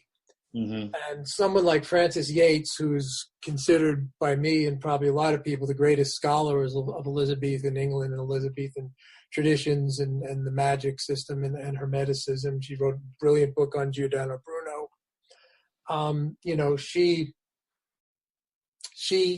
She's the one who really brought Dee's, who researched and found Dee's influence in all these things that everyone is seeming to ignore, and Bacon seems to get all the credit for it. That's my take so far. Right. Bacon, according to, there's a tradition that Bacon is actually Saint Germain. Sure. Yep. That Bacon is, an ascended master come to earth. Yeah. But I haven't, I guess I haven't seen the reason why. Other than my first spiritual teacher was absolutely, utterly convinced of that. Yeah. Yeah. He also said he was Count Rakazi. Right. He was one of these characters that showed up in the courts of Europe for decades and decades and decades and seemingly would not age. Oh, never heard that name before. Yeah, Count Rakazi. And apparently, I believe he says, this is what he said, that Bacon showed up at the signing of the Declaration of Independence. Right. And it was his voice which said, "Let freedom ring," or something like that. Right. Well, that's a story of Manly Hall. Yeah. Right. Yeah. Yeah. So that they're all like hesitating to sign. Right. And he then this person shows up and they don't. Manly Hall doesn't say it's Bacon, but Manly Hall certainly thinks the world begins and ends with Bacon. He just never says Bacon. It's always Lord Bacon. Well, everything goes better with bacon. Come on. Even ice cream. Exactly. Yeah. Bacon. There's a place here that has bacon ice cream. It's incredible, by the way. Bacon and ice cream work. Bacon and bacon brown sugar ice cream. Right. It's pretty ridiculous. San Francisco, there was a place that was doing bacon coffee. Jeez. No. Yeah. Bacon coffee. So I forget what I was saying, but anyway, a little bit there. Sorry, Steve. I'm not down with Bacon being, the ascended master quite yet. But maybe I can be convinced, if someone gives me a better reason. So anyway, so the Declaration, the problem is that, they weren't in a room signing the Declaration of Independence together. Is the problem with the story. But there are a couple of those stories, the story with the founding of the American. It's the spirit of the story. Right. So yes, also when there was they were designing the American flag, and they were having a committee, and they were just meeting in Betsy Ross's house. Well, they were and they're meeting somewhere, and then they invited this professor that they all called him the Professor, Washington and all these guys, and they didn't know it. Doesn't have a name, and he's the one that supposedly gave them the the details for what the flag should look like and the colors, etc. The mysterious professor. Right. But that's all right. I don't mind having, this sort of mythology behind things, and bringing it in, saying, there's something, there's something important about it, so important that there has to be some sort of divine intervention to make it happen. Right. So I don't mind that kind of mythology so much. So there are a number of those stories. Like I said, a lot of those stories come out of Manly Hall, who's like I said, he's foundational for being one of the first people to just go through all the world's religions and put them all in the book, The Secret Teachings of All Ages. It's a wonderful book, but you have to take his scholarship as being from the time, and from the fact that he never met a secret society that he didn't like. Right. It was all these wonderful secret societies that are guiding us, to this better place. And, right. Just the whole Great White Brotherhood thing.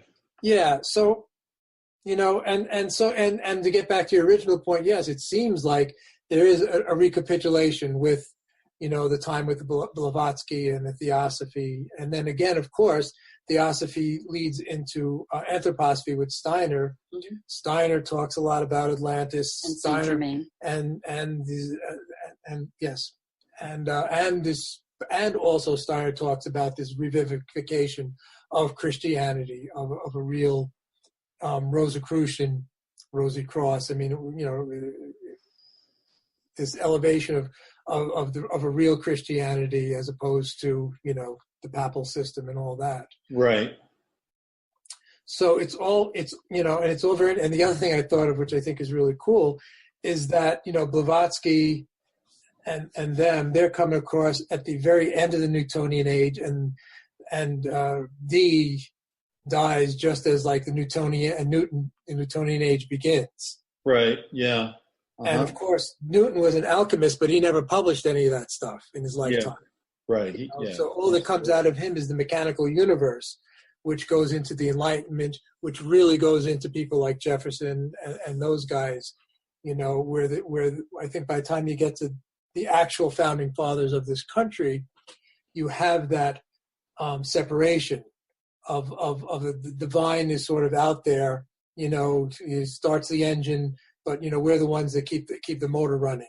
Whereas for Kelly D is these angels. You were making yourself through your life and through your work, an actual imprint. This is what the alchemy was about. You were, making this a better Christian place, a better place for the second coming, for Christ to come and live in. And that seems to be their plan for the new Atlantis, i.e. America. Well, I was just thinking as you were talking about Blavatsky at the end of the Newtonian age. Again, this is all like pre-World War I.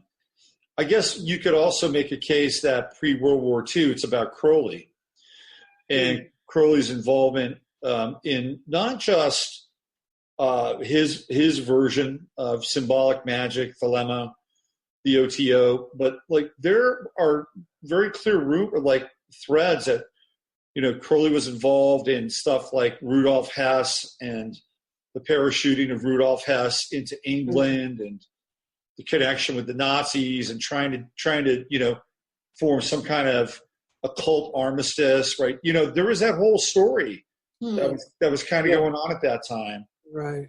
And then, of course, Crowley as kind of an occult predecessor of World War II. Then we get out of World War II, and I don't think there's like a the Korean War, although of course people lost lives, and I don't want to diminish that. But the next real big war is the Vietnam War.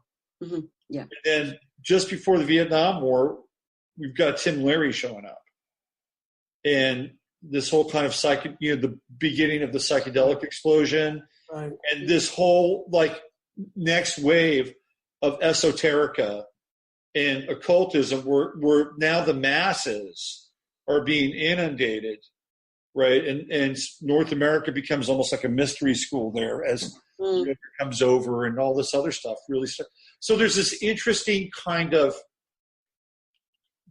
connection between this esoteric hermeticism and the end of a world and this potential for conflict on a grand scale. At least it feels that way. Now, I don't know if that happened after Kelly and Dee specifically passed away, but clearly there were a number of wars that England had with Spain during that time. Well, there was actually, this is a whole other thread, but there, not long after that, so Kelly, when Dee died, 1608, Yeah. right? The first Rosicrucian manuscripts appear 16, 13, 14, and 16, or 14, 15, 17, something like that. So very soon after that, the first Rosicrucian manifestos show up. And then there's James I's daughter, Elizabeth, marries Frederick, the Elector Potentate, and he's a German prince. They get married, and it was this huge thing, and they go to Heidelberg, set up this fantastic place. I mean, water gardens, and, just a place for, alchemists and hermeticists, and just a really open place. Then they get invited, because of things going on in Prague, to take the throne in Bohemia. They do that, expecting that, and so the emperor, Rudolph, I can't remember, but the emperor with the Pope behind him goes. They went and they have this battle and they lose. But they call it the winter, the magic winter, or something like that. So for a number of months, they set up this alchemical kingdom in Prague, which has a history of it, between back when Dee and Kelly were there was Kabbalists, there was a big Jewish quadrant who were advising the emperor. So it was a really open place, even though of course you had to play things against the Catholic Church. These Rosicrucian manifestos, I mean, they were literally said, the Pope is the Antichrist. They were dropping the gauntlet. They thought that was going to happen. James I, so they have this battle. James I does not help his daughter. Everyone was expecting it, and James I loses incredible popularity in England because apparently his daughter was really popular. She was incredibly learned. She was kind of like her, Elizabeth, Queen Elizabeth. She was well read. She read a lot of Bacon. In fact, I think Bacon designed the theatrics for their wedding or something like that. So he was involved in that too. So there was an attempt to actually solidify in Europe this alchemical kingdom. It got squashed pretty quickly, and right after that is the 30 Years' War, which apparently was devastating to all of Europe. It was like one of the worst conflicts ever. I mean, just as far as everyone lost on that one.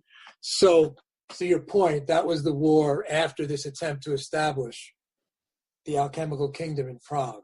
Well, it seemed, I mean, I've never really given it much thought, but there seems to be a bit of a pattern here where there's this explosion of esoterica and understanding maybe perhaps that the world is going to change significantly, whether it's through some sort of catastrophe or war or apocalyptic second coming event or second coming.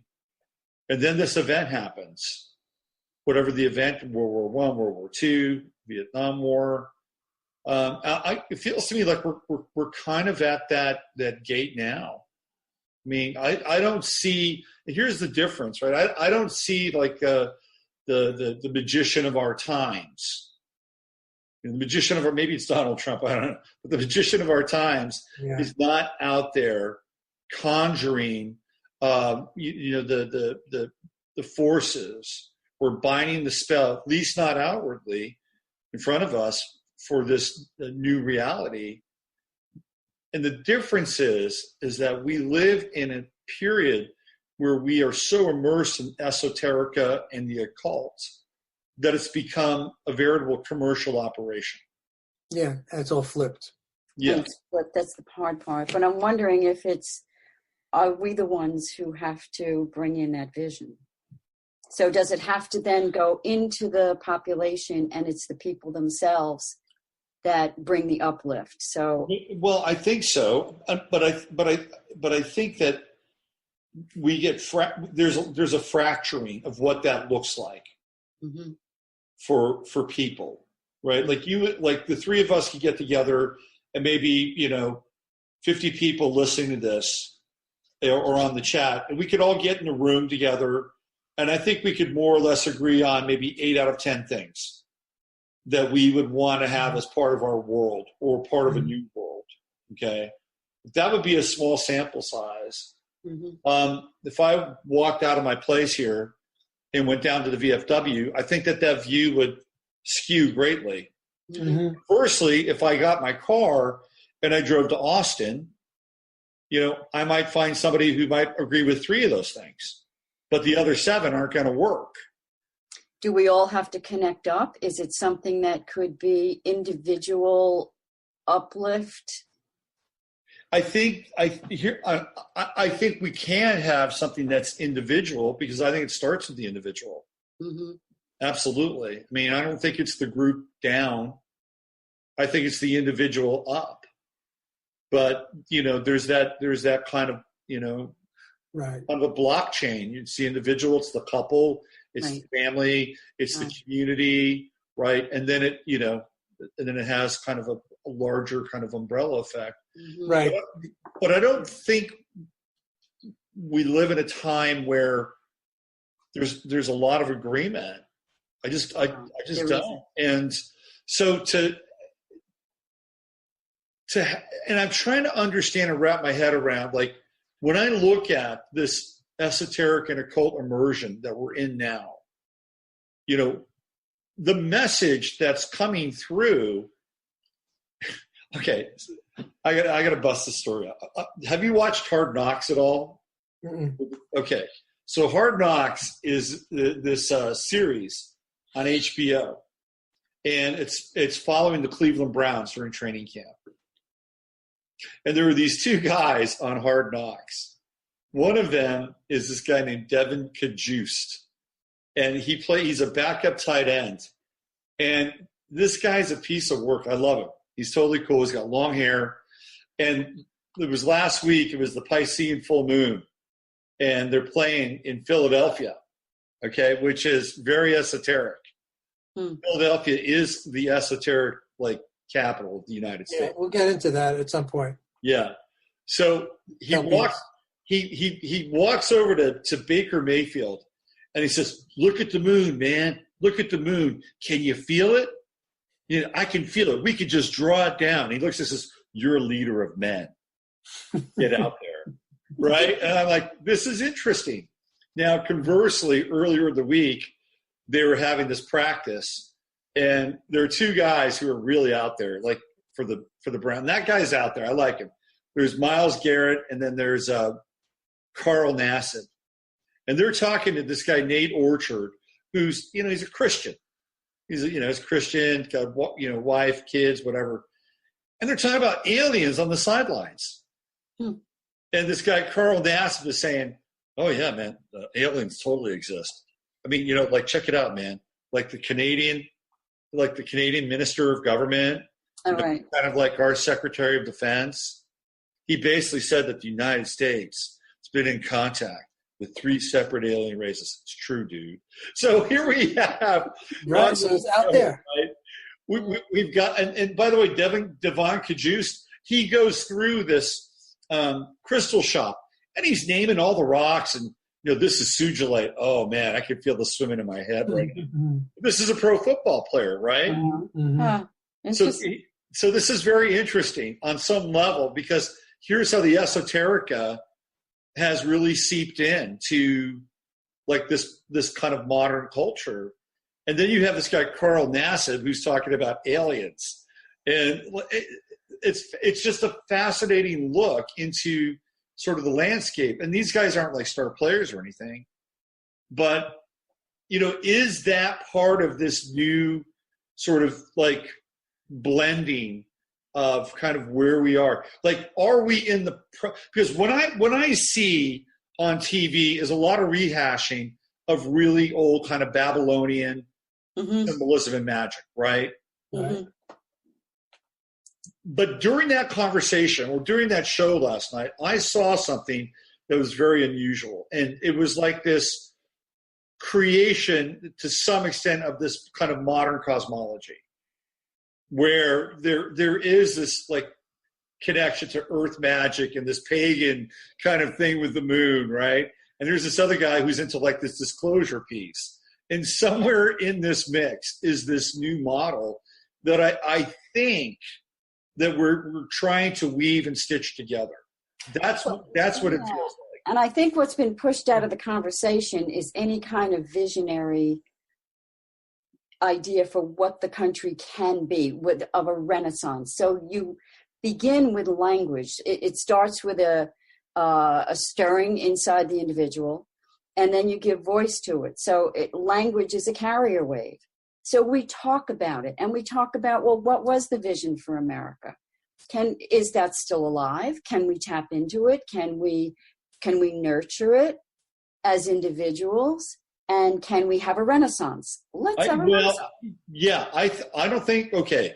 I think the visionary juice is there for globalism. It doesn't have, I don't think, like when I think of America now, and that's not to denigrate any of the people that are wanting to make America great again. That feels like kind of a rehashing of something that's already occurred, right? That's what it feels like. Yeah, and I don't think nationalism is the answer, but I think culture is the answer. I think it's more, you don't want to say nations, you want to say countries. Right. So, right? So yeah, I mean, there's a very big difference. So nations are political, countries are cultural. Right. And they have their own particular taste. Right. In Sanskrit, you would say rasa, a taste, this flavor of who we are. And then you uplift and you feed the beautiful. Like, instead of just having a little crappy little composition notebook, you make it beautiful. So you put beautiful things on it. You take some things, you make it beautiful. You take the mundane and you elevate it. And the more you do that, and that becomes a way of life, then that radiates out. And it has an effect. You don't have to make it happen. You don't have to contrive it. You have to live it. And by you living the beauty and being the beauty, like the Native American people would say, the beauty way. Mm-hmm. We live in the beauty way. Walk in beauty. And that's living in harmony with the elements of life. And people respond to that. They don't respond to ugly. I would tend to agree. Yeah. It's a really interesting time because the longer that this charade goes on between Mueller and Trump and the whole backstory, the longer this goes on, the more we are becoming fatigued. Oh, absolutely. By the whole experience. And that's, by the way, by design. That's totally by design. Of course it is. Yeah. You exhaust your opponents. Yeah. And so even to keep up with it or to kind of re-rack your brain so you're always kind of reformulating, the social theater so you're not oppressed by it, whatever that is. It takes energy. It takes energy and it takes some intention and will. But you know what? Beautiful feeds you. I agree with you. Ugly drains you. So I agree with develop language that's beautiful, make your surroundings beautiful, and refuse to participate in ugly. Reject it. And as we know, ugly is a CIA operative. Ugly is a CIA op, actually. Have you seen the new Cosmopolitan? No. The new Cosmo magazine. I wouldn't say it's ugly. It's a like triple plus model who's covered in tattoos. Oh. It was really interesting because I was reading comments on this cover. And one of the things that came out of it was like, yeah, okay, fine. This is your vision of beauty, but you're probably stage 2 diabetes or diabetic at this point, right? Huh. So they're looking at it from a health perspective. Yeah, right. Which I thought, well, there's a lot to be said for that. I think we're in a really interesting time Yeah. And I think we're in the throes of a major deconstruction phase, which we've talked about. Yes. And whatever comes out of this period that we're in is going to be, well, it'll be interesting. And I think that that's really kind of probably an overused word, because I don't really have the language to articulate kind of where this is headed and what it might look like. And there may be a period of time where it may not look very pretty, just to be honest with you. Yeah, well, ain't exactly pretty now, but yeah. And I think the operative word for, at least for forming a basis, because every time, because everything is based on, false premises and lies and things like that. So, we're stuck. And until, and just, even with our friends who are trying to half wake, things like that, all we really ever hear is, I just want to know the truth. I just want to know the truth, and that's maybe one form of start. Of course, truth, at this point, we don't need truth with a capital T, but maybe we just need a fact with a capital F, Yeah. Just so that we are basing our conversations on something real, as opposed to every conversation is based on false 9/11, all the false flag, all the false shit that's been shoved down our throats time and time again. That's really the thing to overcome. That is just so hard. The net is cast wide and complete, but it doesn't cover our hearts. It doesn't cover our souls, and that's and that's always our only way out of it. Well, I think that's a great place to end our wonderful discussion today, which lasted 2 hours.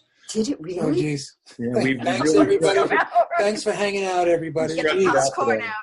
Wow. Yeah, that was a good one. So why don't we try to, next time we get together, let's put a bow on this, and let's move on to United States and Bacon, and try to get everybody up to speed here, because the D stuff has been real fascinating. Yeah, I'll start off next time with people can look at, there's a tower in Newport called the D Tower that was likely designed by him. It's a mysterious tower, has all these incredible astronomical alignments, and it was an attempt to physically put some sort of alchemical template into the actual landscape here in 1583. So I think that's a good place to start, to where, just bring it all together, what Dee actually did, or had done. And if you go onto YouTube, Jim Egan has a lot of videos of the tremendous work that he's done. Mm-hmm. This is one of his books. He's got a bunch of them, but this is one of the books on the work that he's done. Oh, I've seen that book before. Have you seen it? Yeah. It's got a lot of nice illustrations, and he really goes to pains to explain. But he's done all the research. What he thinks. He's got these really cute, like, reenactment videos that he does, and little plays, and to make it relevant, to make it come alive. Well, speaking of books, you got any books from your publishing company you want to throw in front of the camera? Not within reach, but I'm going to put up. I did do a timeline for all of this, and maybe I'll put up some notes. There's under this video, I'll just put up a link to it, to our website. We have lots of books. I strongly encourage anyone who loves to read. We have different kinds of books. We have fantasy, incredible fantasy novels. We have and we have this complete set of works. If you're into history of Fitzhugh Ludlow, about his trips across the continent in 1863, and his mystical visionary book about taking hashish in 1856 called the Hashish Eater.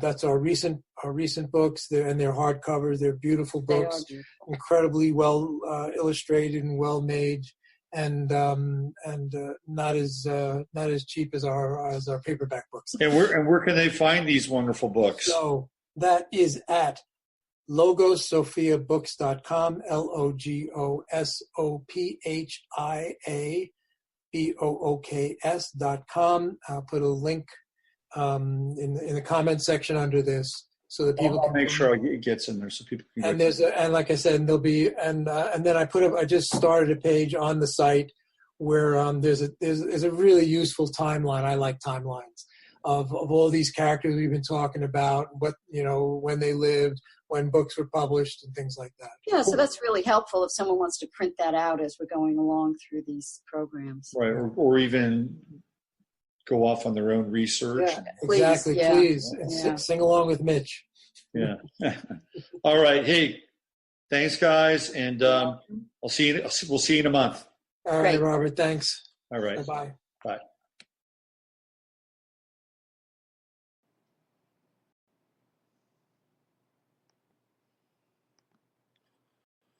Well, that was steve-amp-kryscrimi and their wonderful summation of John Dee and his esoteric influence on the United States of America. Edward Kelly, man. What a rascal that guy was, huh? Bad end game for both of them. Hey, I was listening, and I didn't really talk over Krys at the end, but I just wanted to underscore her point about beauty and imagination and adding to the world. I believe that the most successful people on this planet do exactly that. They bring life to life. And if there's anything that we can do to make these times better for ourselves, is to be on the front lines of creative expression and beauty. If you can do that, then you're doing something significant. You're creating mana for the rest of us, and God bless you. So, Krys, I just want to back you up on that and make sure people get the message. Hey, a couple of follow-ups here, just to keep you in the loop on some new stuff. Let me read you the story about what happened in New Mexico. There's a reason why the charges, there were 11 charges that were dropped. Now, apparently they're still in custody. Let me give you the inside baseball here. This is from Edward G. Griffin's site, needtoknow.news. It says 11 counts of felony child abuse charges against 3 of the 5 suspects were dropped after the state failed to indict them within a 10-day window. A Taos County judge put the blame on the DA for failing to schedule a preliminary hearing. There was no excuse and no reason why the district attorney's office could not have requested these preliminary hearings. I don't know if they are overworked or they don't have enough people at their office. I don't see the district attorney here or the chief deputy district attorney. But it is disturbing to me that the district attorney will put this court in that kind of a situation, said Judge Jeff McElroy. McElroy said there was a complete failure to follow proper procedures in prosecuting the case, despite the very public, very shocking information about the case. Now, this is a different judge. This is not the judge who decided to let them go without basically any bail. While the original 11 counts were dropped, new child abuse charges were filed against defendants Janie Laville, she's the one from Haiti, and Siraj Wahaj, the son of a famous New York imam, in connection with the death of 3-year-old Abdul Ghani Wahaj. According to Siraj Wahaj's attorney, Thomas Clark, the two will remain in jail until next week, when prosecutors will argue that they should stay behind bars until trial, at which point the DA's office can refile the child abuse charges against all 5 suspects for neglect of the 11 surviving children, reports Zero Hedge. The apparent screw-up will increase concerns that authorities are dragging their feet in the matter, particularly after it was revealed that the jihadists also plan to attack a hospital in Atlanta. About that. So this was professional malfeasance Neglect, dereliction of duty. Was it done on purpose? Did the DA get a phone call and basically say, you're coming out to lunch with us right around the same time you're supposed to show up in court? Is that what happened? Maybe they should get better call Saul. Let's get Saul in on that case. Probably do just a credible job as what's happening down there. Got a comment in the chat room. It's Krys. Hey, Krys, you're welcome. Yeah, of course. Gotta underscore the beauty piece.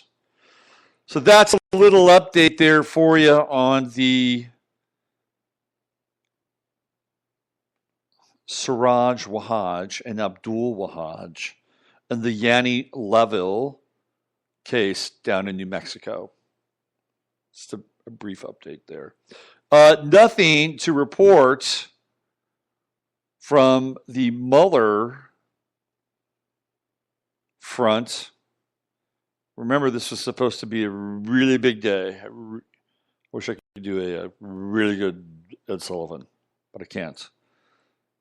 It's not happening, at least right now. The news day isn't over yet. So there still could be some Mueller porn out there. Let's see. Anything else? News-wise? No.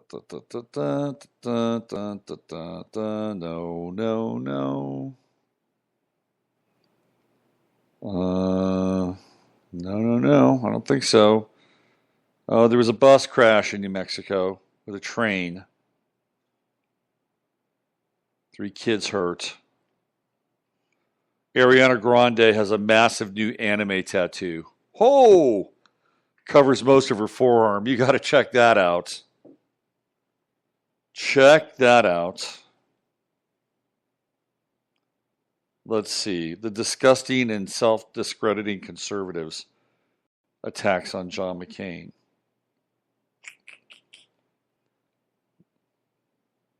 It happens. It totally happens. Cindy asked mourners to honor her husband John by sending flowers to veterans' hospitals. Oh, isn't that nice? Maybe they should send some cash to the veterans inside the veterans' hospital. Why don't you honor John by sending each of the veterans $50 a piece that are in, take a veterans hospital, $10 a piece. That'd be, flowers. Oh, how nice. How nice. How utterly fucking useful. Let's see. Anything else? Anything else? The super dad. Father acts fast to catch 2-year-old son who fell out of a crib.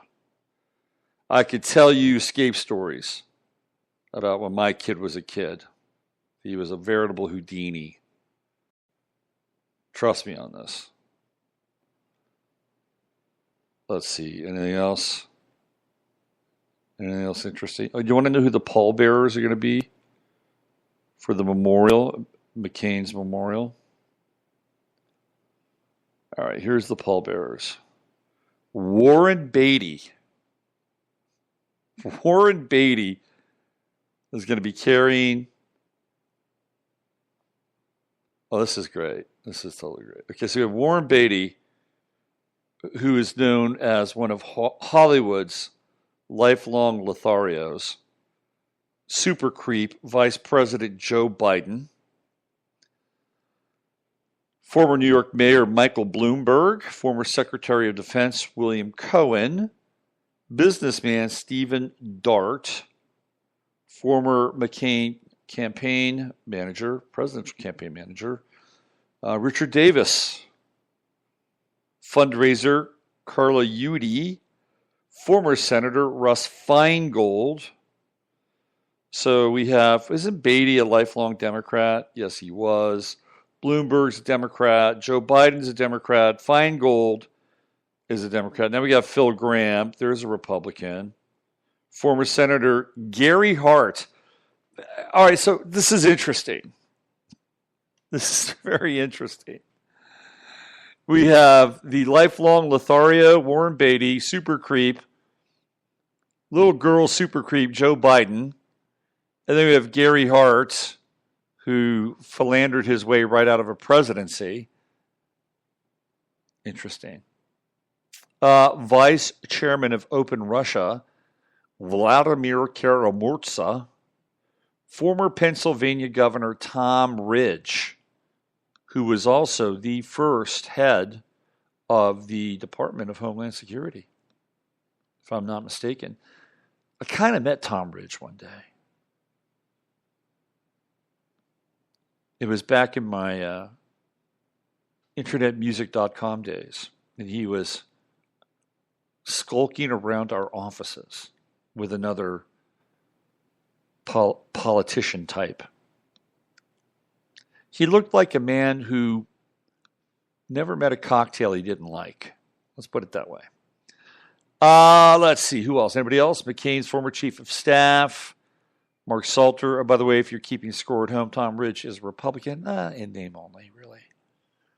Fellow veteran and FedEx founder Fred Smith and Senator Sheldon Whitehouse, Democrat, Rhode Island. I guess McCain got about as close as he could get to the White House in death with Sheldon Whitehouse as one of his pallbearers. So if you're keeping score at home, that's basically 2 Republicans and 1, 2, 3, 4, 5 Democrats, 6 if you count Warren. Warren Beatty's weird. That's a weird pallbearer. Warren Beatty. Maybe Warren Beatty will wind up playing McCain. You know what's interesting about McCain? And this kind of dovetails with a lot of the material we've been talking about for the last year, which is the victim is hero. So what do we know McCain, what was his great heroic act? Well, his great heroic act was exiting a Vietnamese prison camp with more weight that he had on before he went into the prison camp. That is true, by the way. That is true. He did not look like he had spent 5 years in a POW camp. If he did, he was eating pretty well. But that's what he was known for. He was known for being a POW. So theoretically, taking on torture, taking on isolation, taking on all these absolutely terrible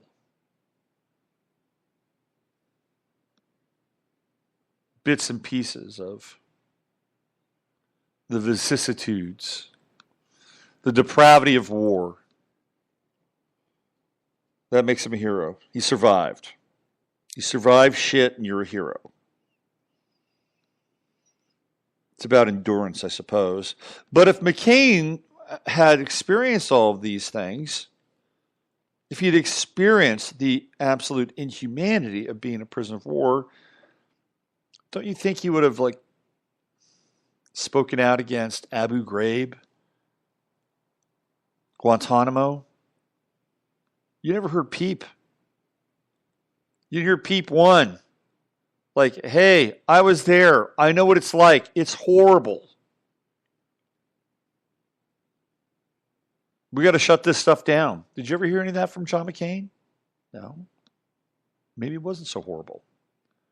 I'm just throwing it out there. Just throwing it out there. Anyway,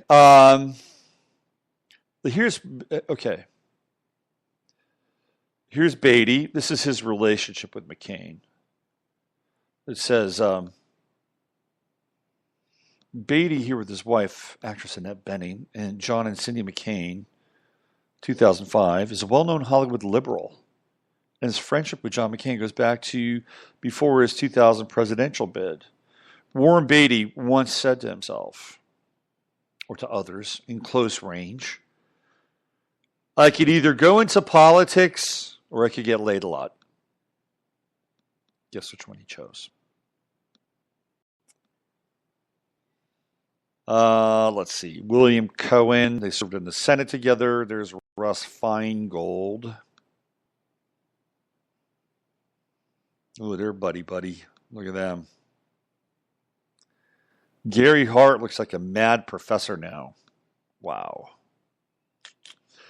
Hart, seen here in 2013, whose political career overlapped with McCain's, considered him a lifelong friend. The two men met a few years after McCain's release from a North Vietnamese prison camp. When Hart was a first-term senator, a few years later, Hart was a guest of honor at McCain's wedding in 1980 to Cindy McCain. When asked to be a pallbearer by McCain, Hart told the Denver Post, I broke into tears. First of all, it was facing his death. And it was such an honor. And here's Tom Ridge. Ridge apparently was another veteran of the Vietnam War. Ridge reflected on McCain's heroism and great character and called being his friend a privilege. America is a greater nation. Thanks. Is it really? Is this a greater nation? Thanks to John McCain? Really? These platitudes, they're filled with empty calories. If John McCain never entered public office, do you know what happened? We'd still be kind of rolling along. And nobody would ever know that he ever existed. Except for the people that he swindled money from, the savings and loan. I didn't like this guy. I didn't like this guy at all. I'm sorry. No, I'm not sorry. The phony. Absolute phony. Vladimir Kara-Murza. He's a Russian activist and an outspoken critic of Vladimir Putin. McCain praised Kara-Murza on the Senate floor as a great friend and a fighter for freedom. Woo. After the Russian dissident was hospitalized in Moscow for the second time after an apparent poisoning on Monday, Kara-Murza credited McCain with saving his life by advocating for him in his recovery, which he said is often the only protections in these situations.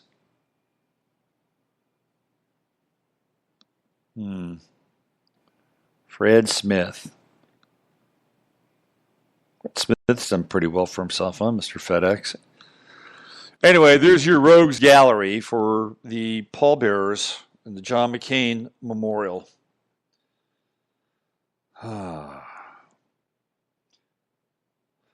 So I'm going to wrap today's show up here.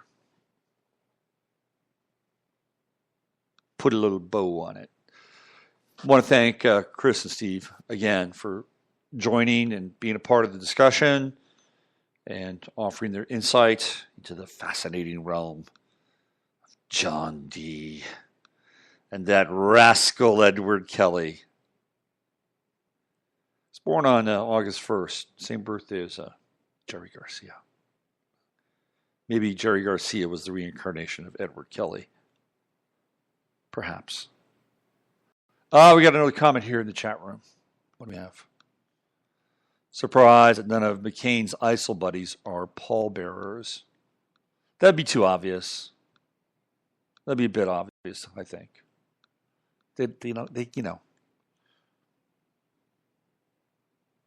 bit too obvious. They'll show up at the after party. For sure. DJ Khaled. Right? All right, let's get on out of here. I will be back on Sunday night for the live stream, the astrological live stream, and it is the return of 15 Minutes of Flame, although the original sort of schedule will be a bit bumpy, a little turbulence for the first week or two. I am headed back to Philadelphia for another 10-day sojourn of teaching astrology and doing readings. So if you're in the Philadelphia, New Jersey area, that's where I'll be. I'll be hanging hanging out at Solutions in Newtown. And that'll happen starting next weekend. I'll be teaching a one-day class on Jupiter in Sagittarius. Boy, oh boy. Can you feel the Jupiter effect coming on in pro sports? Holy smokes. This last week, there were more massive contracts for athletes, pro football players, in a week span than I've ever seen. Aaron Donald, Odell Beckham Jr., Aaron Rodgers, all got massive contracts. That's a portent for Jupiter and Sagittarius, largesse, especially if you're a professional athlete. So I'll be talking about Jupiter and where Jupiter is going and how it will impact your chart and the world stage as well, from the micro to the macro. And then on Sunday, not this Sunday, but the following Sunday, I'll be talking about January of 2020. Oh boy. Also known as when the world turns, the astrological pivot of our time in history. So if you're back there, you want to chime in and jump in on these two classes, you could do that. Just check in with the people at Solutions, my good friend Honey. And then I'll be doing readings from Thursday, Friday, Saturday, and Sunday, all back there in person, which I love to do. And that's it. So I will be doing 15 Minutes of Flame, but got some travel in there and a few dates. So it'll happen, but a little turbulence. And once we get back, we'll be certainly on a full-time schedule. Looking forward to that. And a bit of a different format. I'm going to be doing some small interviews with people and hoping to capitalize on some of their expertise. There's a lot of expertise out there. I've been finding that out. All right. I'm going to get on out of here. So use your head to discern what's real, your heart to step on what's possible. I'm Robert Phoenix. Have yourself a fantastic weekend. It's a 3-day weekend. It's a long weekend. And if you're out there in Burning Man and somehow you're listening to me, God bless you. Watch out for the sand devils, the dust devils, and any other devils which may be lurking around any corner. Summon some of these angels to hang out with you. Well, it is the last Friday of the month.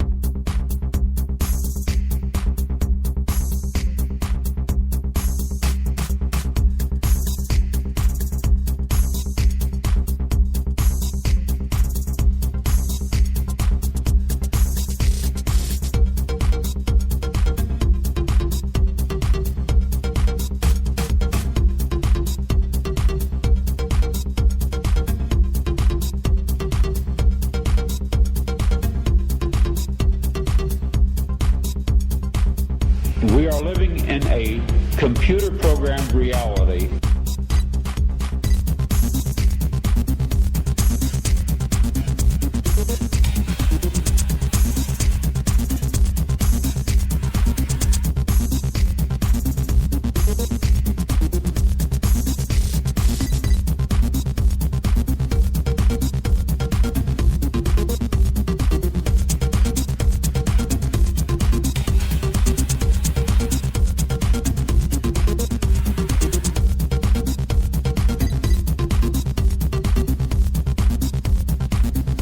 We are living in a computer-programmed reality, and the only clue we have to it is when some variable is changed and some alteration in our reality occurs. We would have the overwhelming impression that we were reliving the present, déjà vu. perhaps in precisely the same way, hearing the same words, saying the same words, I submit that these impressions are valid and significant. And I will even say this, such an impression is a clue that at some past time point, a variable was changed, reprogrammed as it were, and that because of this, an alternative world branched off.